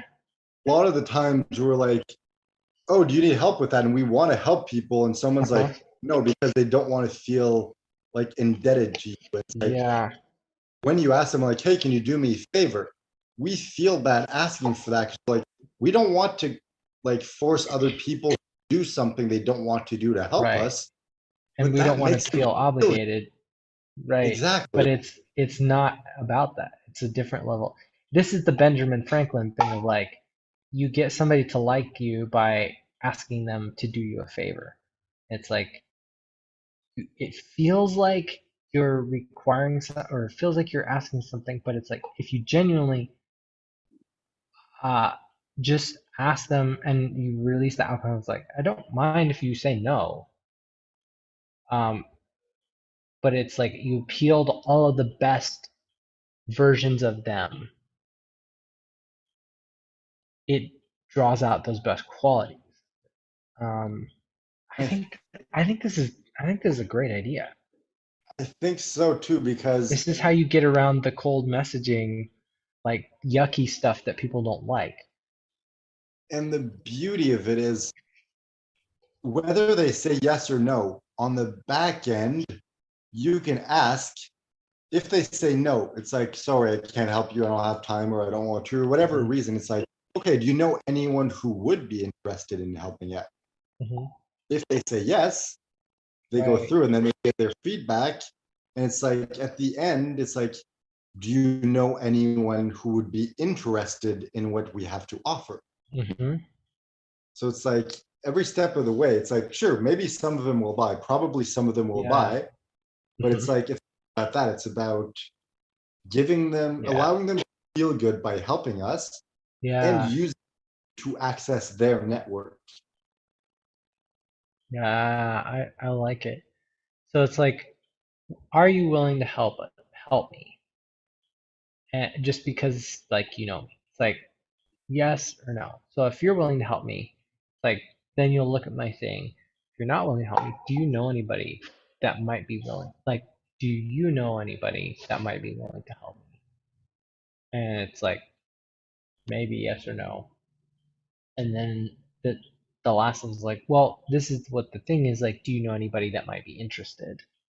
So it's like you can ask them 3 times without them feeling like it being hyper aggressive. You're just being persistent and doing like what you're trying to do, but you still give them room to like decline all of it without it being pushy in any way.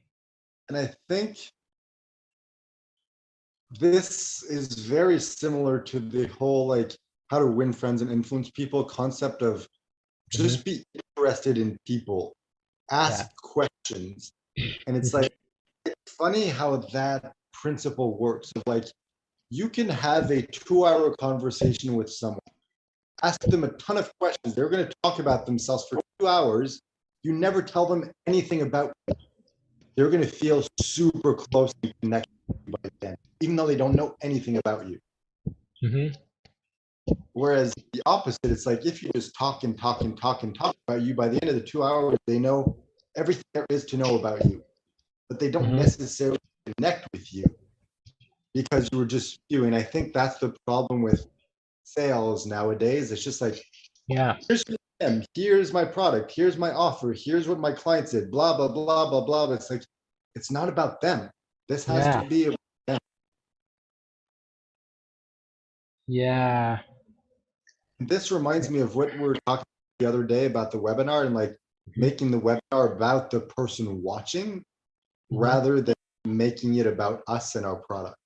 Hmm. Oh my gosh.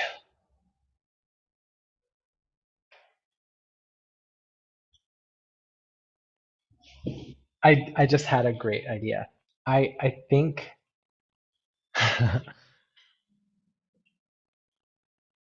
yes, this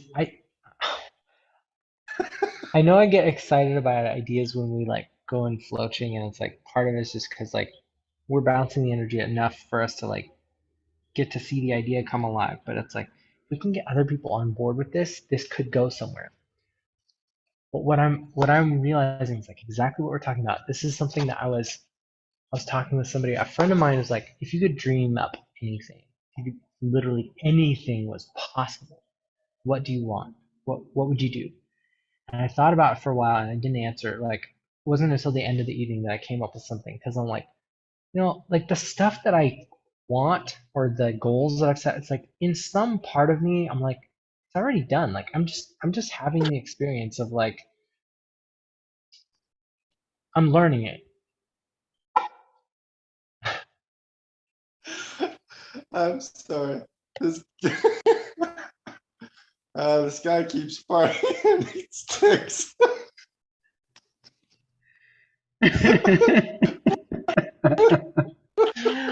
Oh man. I think for me, like I'm the kind of person who just needs like these massive, massive, like impossible goals to like get me engaged. But what I told them was like I would like to give away $1 trillion. Like give away $1 trillion. Now it doesn't necessarily have to be cash. It's like $1 trillion worth of value. But I like as soon as I said it, as soon as it came out of my mouth, I was like, the only way that that would be possible is like if you did it with a community. But then I was like, so that's the vision, that's the identity that you're opting into, that's the church, so to speak. It's like, can we get a group of entrepreneurs, value creators, community connectors, people that like I want to be part of the vision of, can we create an entity or an organization that collectively does the tracking of and the outcome of like we are giving away $1 trillion worth of value to the world. It's like maybe some people do that by like giving away like millions of dollars of free coaching value. Some people write a check. Yeah, go ahead. Is that $1 trillion split between the two of us or each?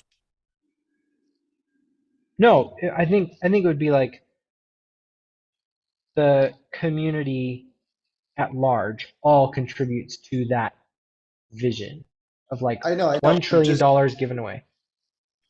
I'm just saying, since we're like building the business and splitting everything 50-50, it's like Hmm. a trillion each or a trillion combined together for the business and the community and everything.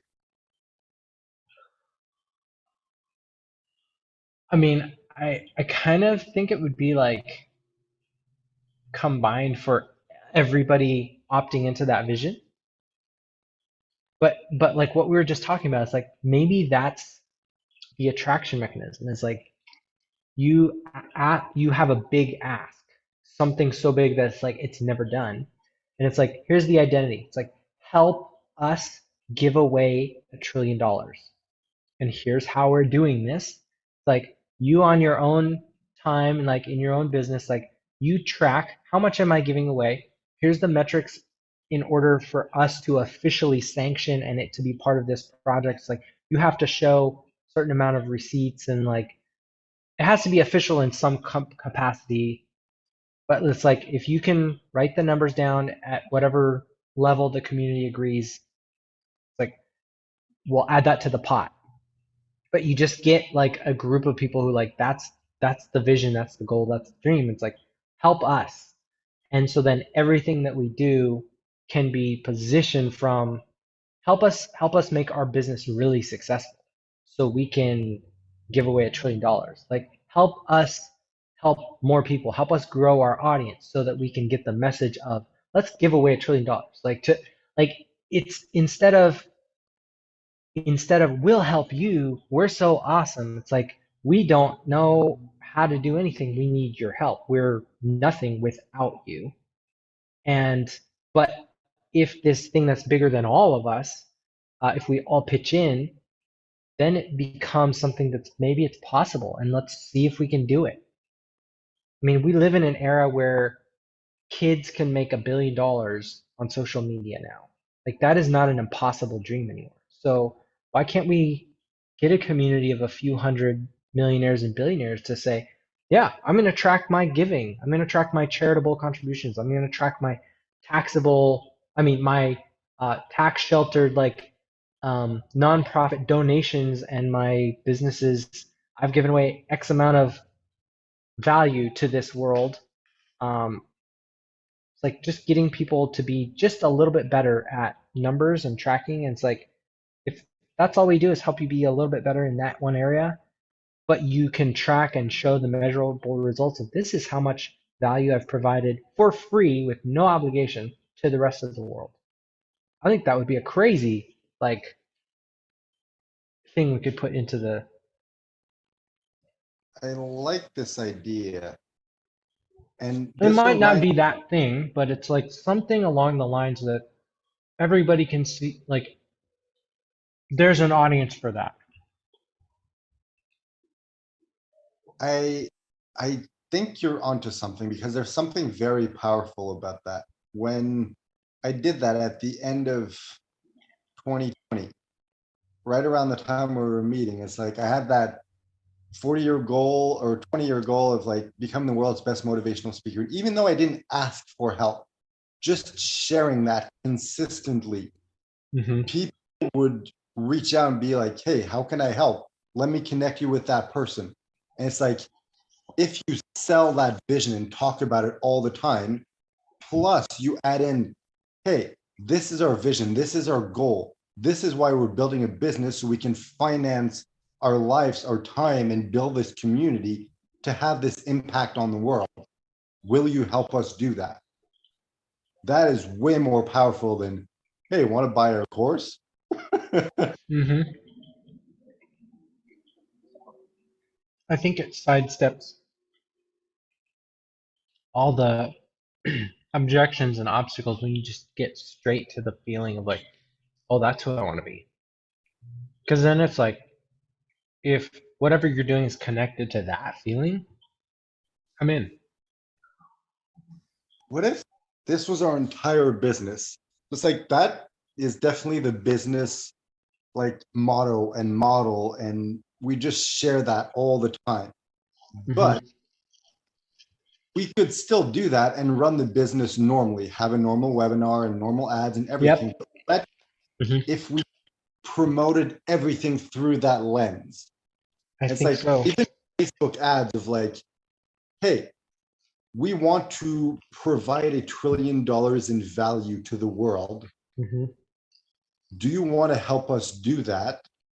The way you can do that, attend our webinar, give us feedback so we Hmm. can sell this product, build the business, and be able to Yeah. finance the community building to make this Yeah. happen. Mm. Damn. It's like it doesn't I have to think, be the trillion like you were saying, but it's like yeah. having that huge, massive, ambitious, Hmm. ridiculous goal. That's what's going to get people to buy in. Okay, you know what is super clear to me is like from having done this with a couple people, it's like the $1 trillion goal is the avatar. This is simply it's the representation of what people want. It's not the actual thing. So you break it down into a bunch of little splinters of, oh, that's what that means. So it's like the way we're going to do this is we are going to build a profitable business and we want to show other people what we learn as we go. So everything we're going to do, we're going to teach, we're going to show, provide it in some way that you can access it either for free, paid, inexpensive, like high ticket training, like lots of things. We're going to share what we know. We want to build a community of people who are givers, people who are connectors. So we're going to build a community where this vision can get shared out to like bunches of people. We're going to, like, if you break it down from a marketing standpoint, like, here's how we're doing the thing without saying the details of the how. But it's like you help them understand there's sort of a plan, or there's at least, oh, that $1 trillion could look like something that I want. It's like, oh well, yeah, I want to be part of a massive network of people who like their desires to change the world and they're committed to giving, and like I want to do that anyway. I'm gonna get in a group where that's what people are doing, so I can accelerate that process. And you know what I like about this is it conveys the emotion of heart-centered entrepreneur without using that bullshit term, because that Hmm. term has been used and I hate Hmm. it. I don't know why. There's just something about it that I dislike. Yeah, I think it's the same as like I to me it's the same thing as um, saying Christian. It's like you can use the label, sure. You can say I'm a good person. That doesn't make it true. The only thing that counts is what are you doing? Are you actually creating something better than what everybody else is doing. If you're not, I don't care what you call it, it's still bullshit. Okay.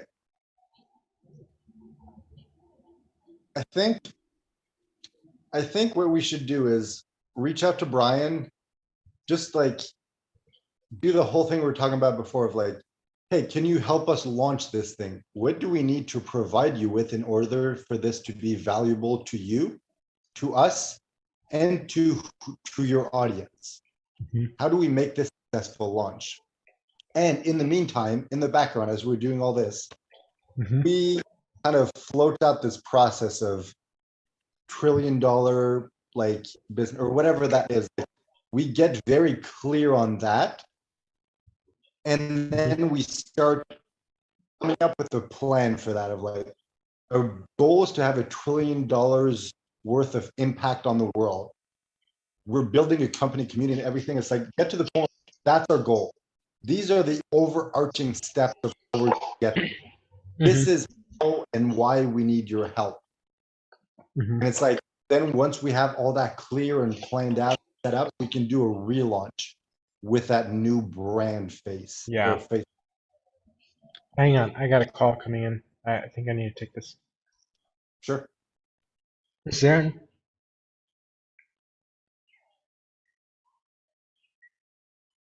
I'm sorry, say that again. Box from the future? Yes. Yeah, what can I help you with?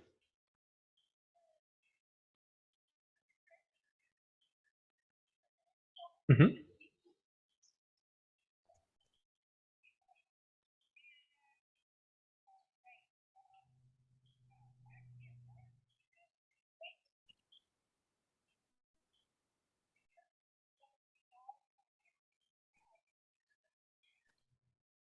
Hmm. Um, let's see. Can you give me just a moment. Let me take some notes.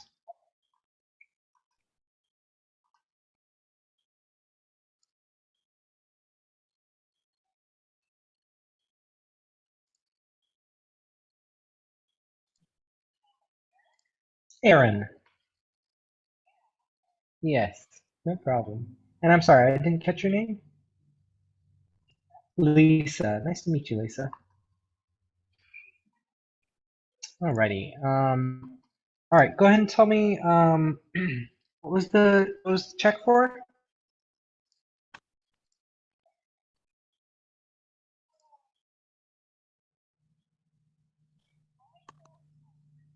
Mm-hmm.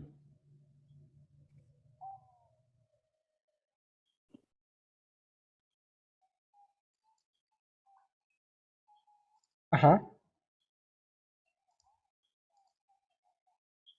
Yes.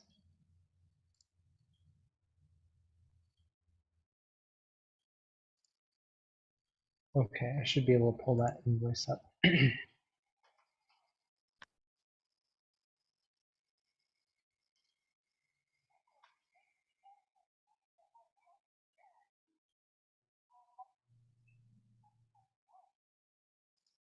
Yeah, the invoice was probably dated wrong. Because it would have been, yeah, it would have been 2021. That would have been the beginning of last year, I think. I'm sorry, give me just a moment. I'm trying to find the invoice here.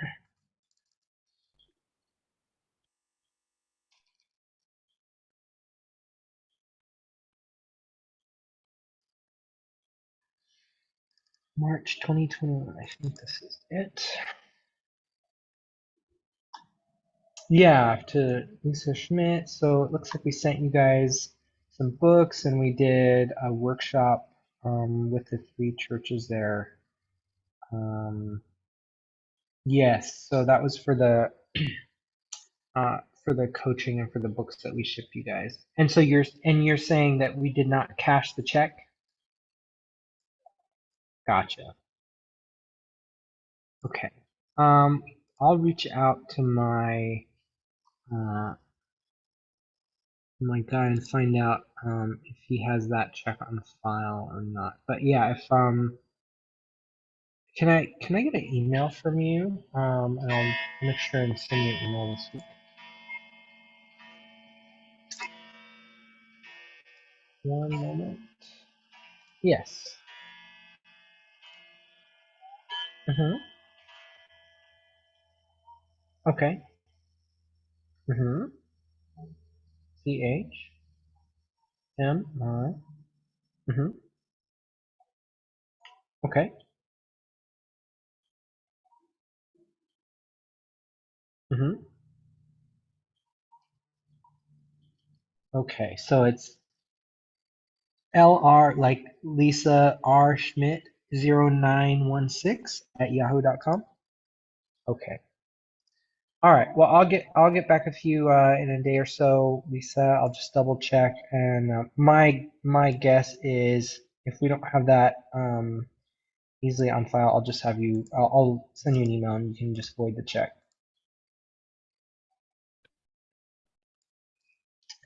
All right. Well, thank you for letting us know. I apologize about the road bump there, and I'll make sure and email you within the next day or so, and just let you know what I can find out. All right. Bye bye.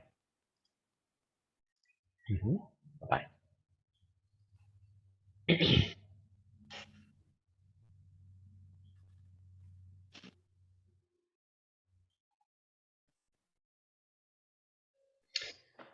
Okay. But did she Sorry just about call that. to say, hey, I sent you a check and you never cashed it? Yeah, they they mailed That's it awesome. to. Like, you're saying, dude, you got money, accept it. Yeah, exactly. Oh man. Well, I'll have to check with Roy and find out if he ever received it because they were supposed to mail it to um the office over there. So I never came like it. What I really dislike paper transactions because it's like it's there's different things that can happen in the process. Like it can arrive, but you forget to take it to the bank, and just to like if it's electronic, it's like it's just done. And easily traceable. Yeah, yeah. It's like there's virtually almost always going to be a record of it if it's electronic. It's like unless somebody screwed up, there's there's a some sort of money trail or paper trail that you can follow electronically. With physical stuff, it's like, well, hope somebody did their job. Hope a lot of somebody's did their job. All right. Well, while you were talking, two things came up. First of all, I think you said future box from the future at some Hmm. point in the conversation. And I Yeah. Googled it, and apparently it's a game. And I'm like, that's a really cool business concept of like, hey, you can purchase a box from the future. You don't know what's in it, but it's $100 and we're going to send you a box with stuff from the future. It's like, it just seemed like a really cool idea to me. Huh. And the other thing, like, that's not what it is. What it Uh-huh. is, it's an actual game, and like I don't know, it's just anyway, that idea popped up and I'm like, oh, that could be a fun idea, but that's just like a random thought. The other thing that I realized Hmm. is what we were talking about before, we've been playing too small. Our goals were too realistic. It's like we should have been doing exactly what you were saying of like, let's have $1 trillion worth of impact. Like, let's Hmm. be the best motivational speaker in 20 years. Let's run Yeah. an ultra marathon with barely any training. Like, we've been playing too small. That's been Yeah, I think you're right because then it's like it forces you to decide are you in or out. And not only just for us, but for like anybody else. It's like, well, I either want to be part of that or I don't. And it's like it it creates the word that I'm looking for. It's polarizing. It's like either you think that this is possible and you don't like you might not even know how, but it's like I want to be part of that. Or you're like, that's not for me. That's stupid, or I'm just not going to be involved or whatever. But it's like you either like this or you don't like it. Dude, and I think if we come back to the one question thing, I think the one question is a form of, do you want to help us give away $1 trillion? That is the Mhm. hook. The Yeah. explanation, hey, we're building a business, we want to build a Mhm. community, we want to have $1 trillion worth of impact in the Mhm. world. Can't do that alone, which is Yeah. why we're building this business, building this community. We need Mhm.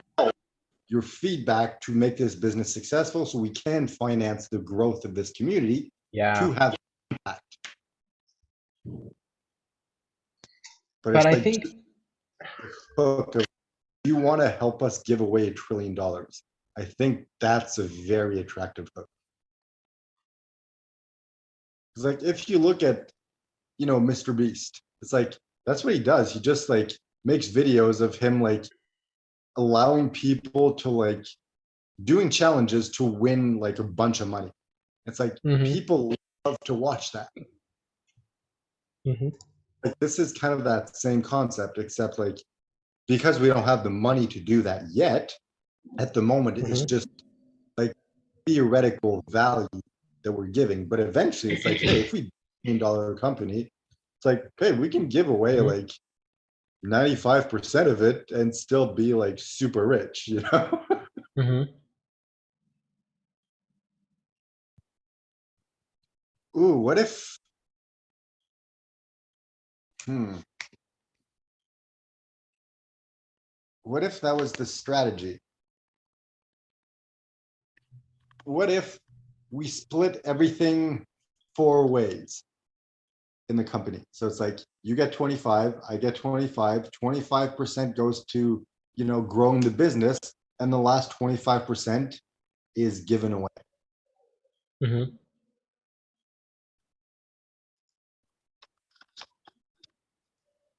So wait, say that again. Just because like if we go with this concept of we want to give away $1 trillion, like yes, that Mhm. is value, but it's also like we want giving to be part of our business. So it's like Mm. time, like every profit that we make. So let's say we sell $1,000 course, you get 25%, I get 25%, 25% goes to building the business, and the final Mhm. 25 we give away. Ooh, I like that. That would be cool. Like you build that in from the get-go. So it's like a quarter of your business automatically is you're tracking. It's like that's going to go into, you know, either scholarships or we're going to donate it, or it's like you find some, you know, some pattern of something to do with it. And the thing is, like, this can get very big very quickly. So it's like, hey, if we get to the point where we're making $4 million per year, you Hmm. make a million, there's a million, reinvest in the business to grow it, and we Uh-huh. give away $1 million.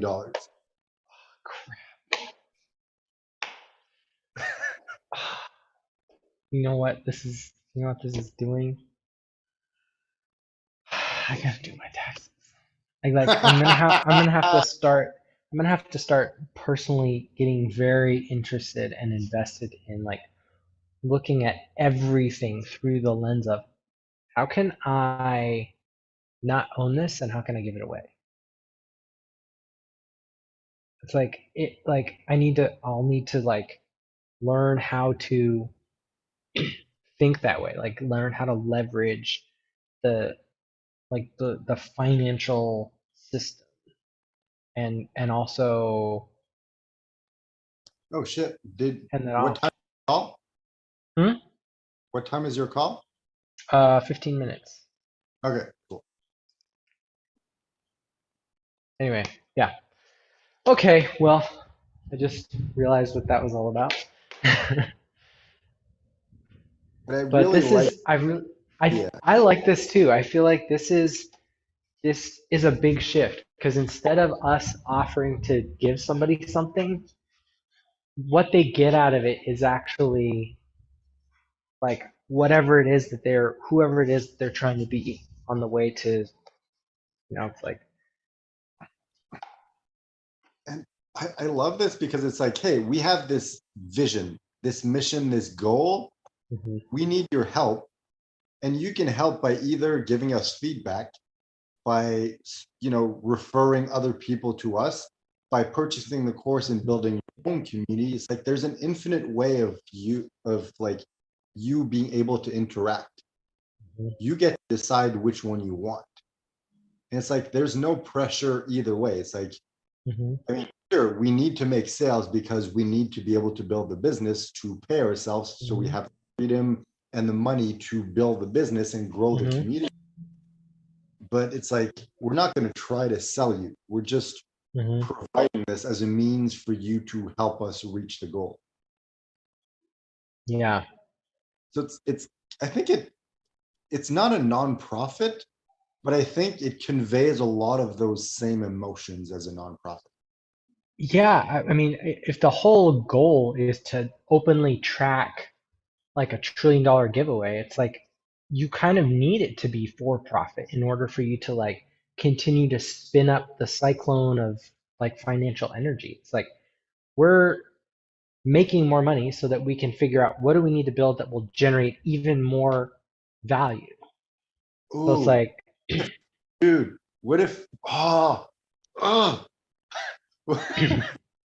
what if we work in this whole thing into the business itself? So it's like in our business, we split everything four ways: 25 for you, 25 for me, 25 for the business, and 25 we give away. What if we find a way to do the same for the cause? So it's like 75% of value given away, 25% of actual money given away. So we're mm, trying to give away $250 billion. how much is that? Well, a trillion is a million. So a quarter of that would be 250,000 million. 12 zeros? Okay, let's see. 1, 2, 3, 4, 5, 6, 7, 8, 9, 10, 11, 12. So a quarter of that would be, take away that 1 and write 25 here. So that is,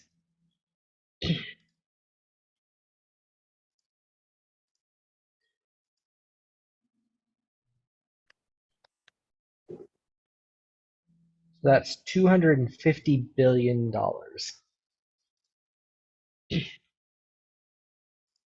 Wow. Yep, I like it. This seems like the appropriate level of insane, ridiculous goal. And it seems insane and ridiculous now, but let's say in 50 years, when we're like in our 80s, Hmm. it's probably not going to be that ridiculous anymore.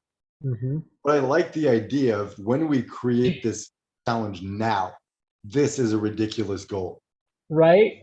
I mean, on some level, it's like just by saying it and like, okay, let's try this. Like by having done it, like it just shrinks that like, oh, that's possible.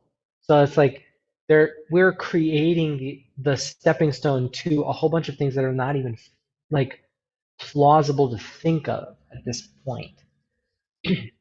All right, so how can we divide this? So it's like, all right, one quarter of it is actual real world money given away. Hmm. One quarter of it would be like paid value. So people paid for this value. Another quarter could be value that is given away. So it's like it's worth this much, but we're giving away the value, like the product or the service or whatever that Uh-huh. is. So what would be the final quarter? Because then we could have like the four quarters, and it's like, all right, so far we're like 0.01% of this and 0.3% of this one and this one and this one. And we just kind of like keep track of everything. There's like a graph bar with like all the different Mhm. categories.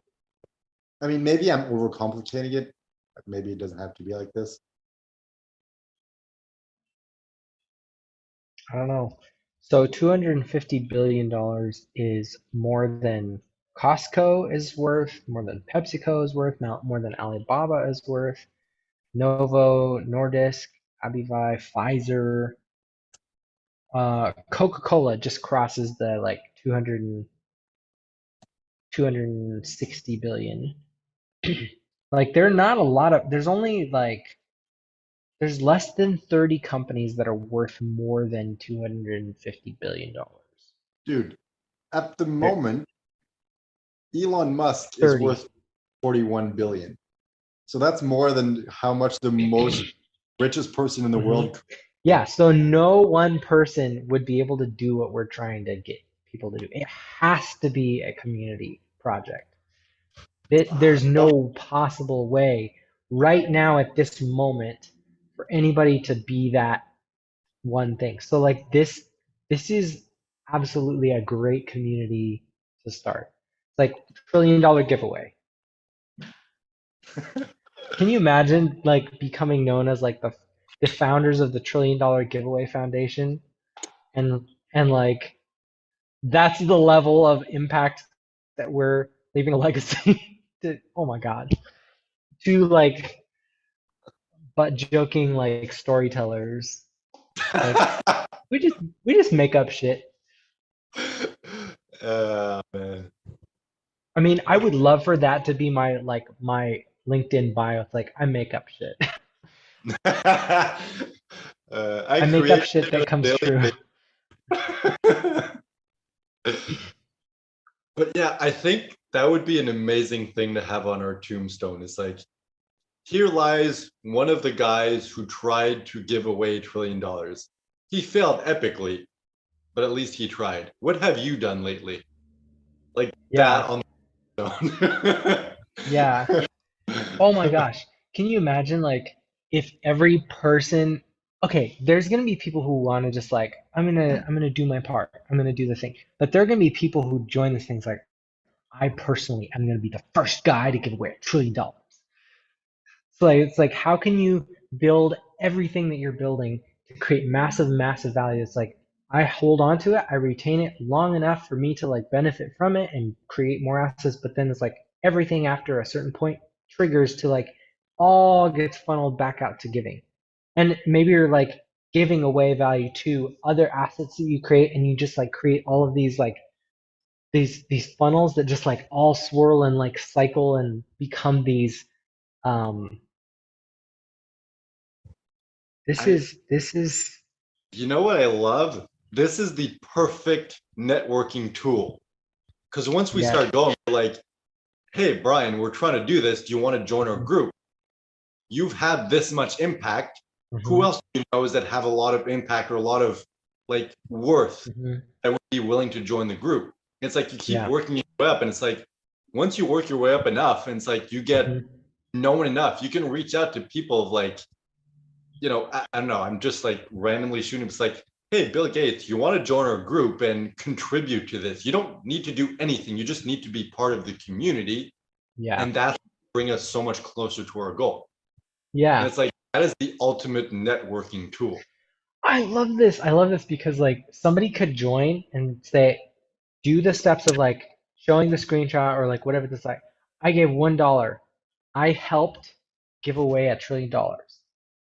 Like you get to add that on your resume. There should be like opt-in form of like opt-in, submit a screenshot, Hmm. and we'll send you like an automated process of like you get a Hmm. certificate saying you contributed X amount of Hmm. dollars to the $1 trillion like Hmm. giveaway impact fund or whatever. Yeah. The It's like you don't trillion. even Let's give see. it, you just need to contribute that in some way. Prove it Hmm. to us, you get a certificate Yeah. proving contributed. Yeah. Oh my God, dude. We need to get some people who know blockchain. Oh, I probably need to get off because I have that call. Because like that's how you could keep a record of it, so that it's like hands off. Like there's no one person or entity that could like control or fudge the numbers. It's like this is all done at some level is documented in a public like encrypted fashion. So it's like this thing is stored and lives on in the blockchain cloud. So it's like it's not owned by any one entity. So it can't be like it's would be very difficult to manipulate it or control it. So damn. I think we need to kind of like let this settle and process Yeah, in the, but I really like this. yeah. I think this is okay.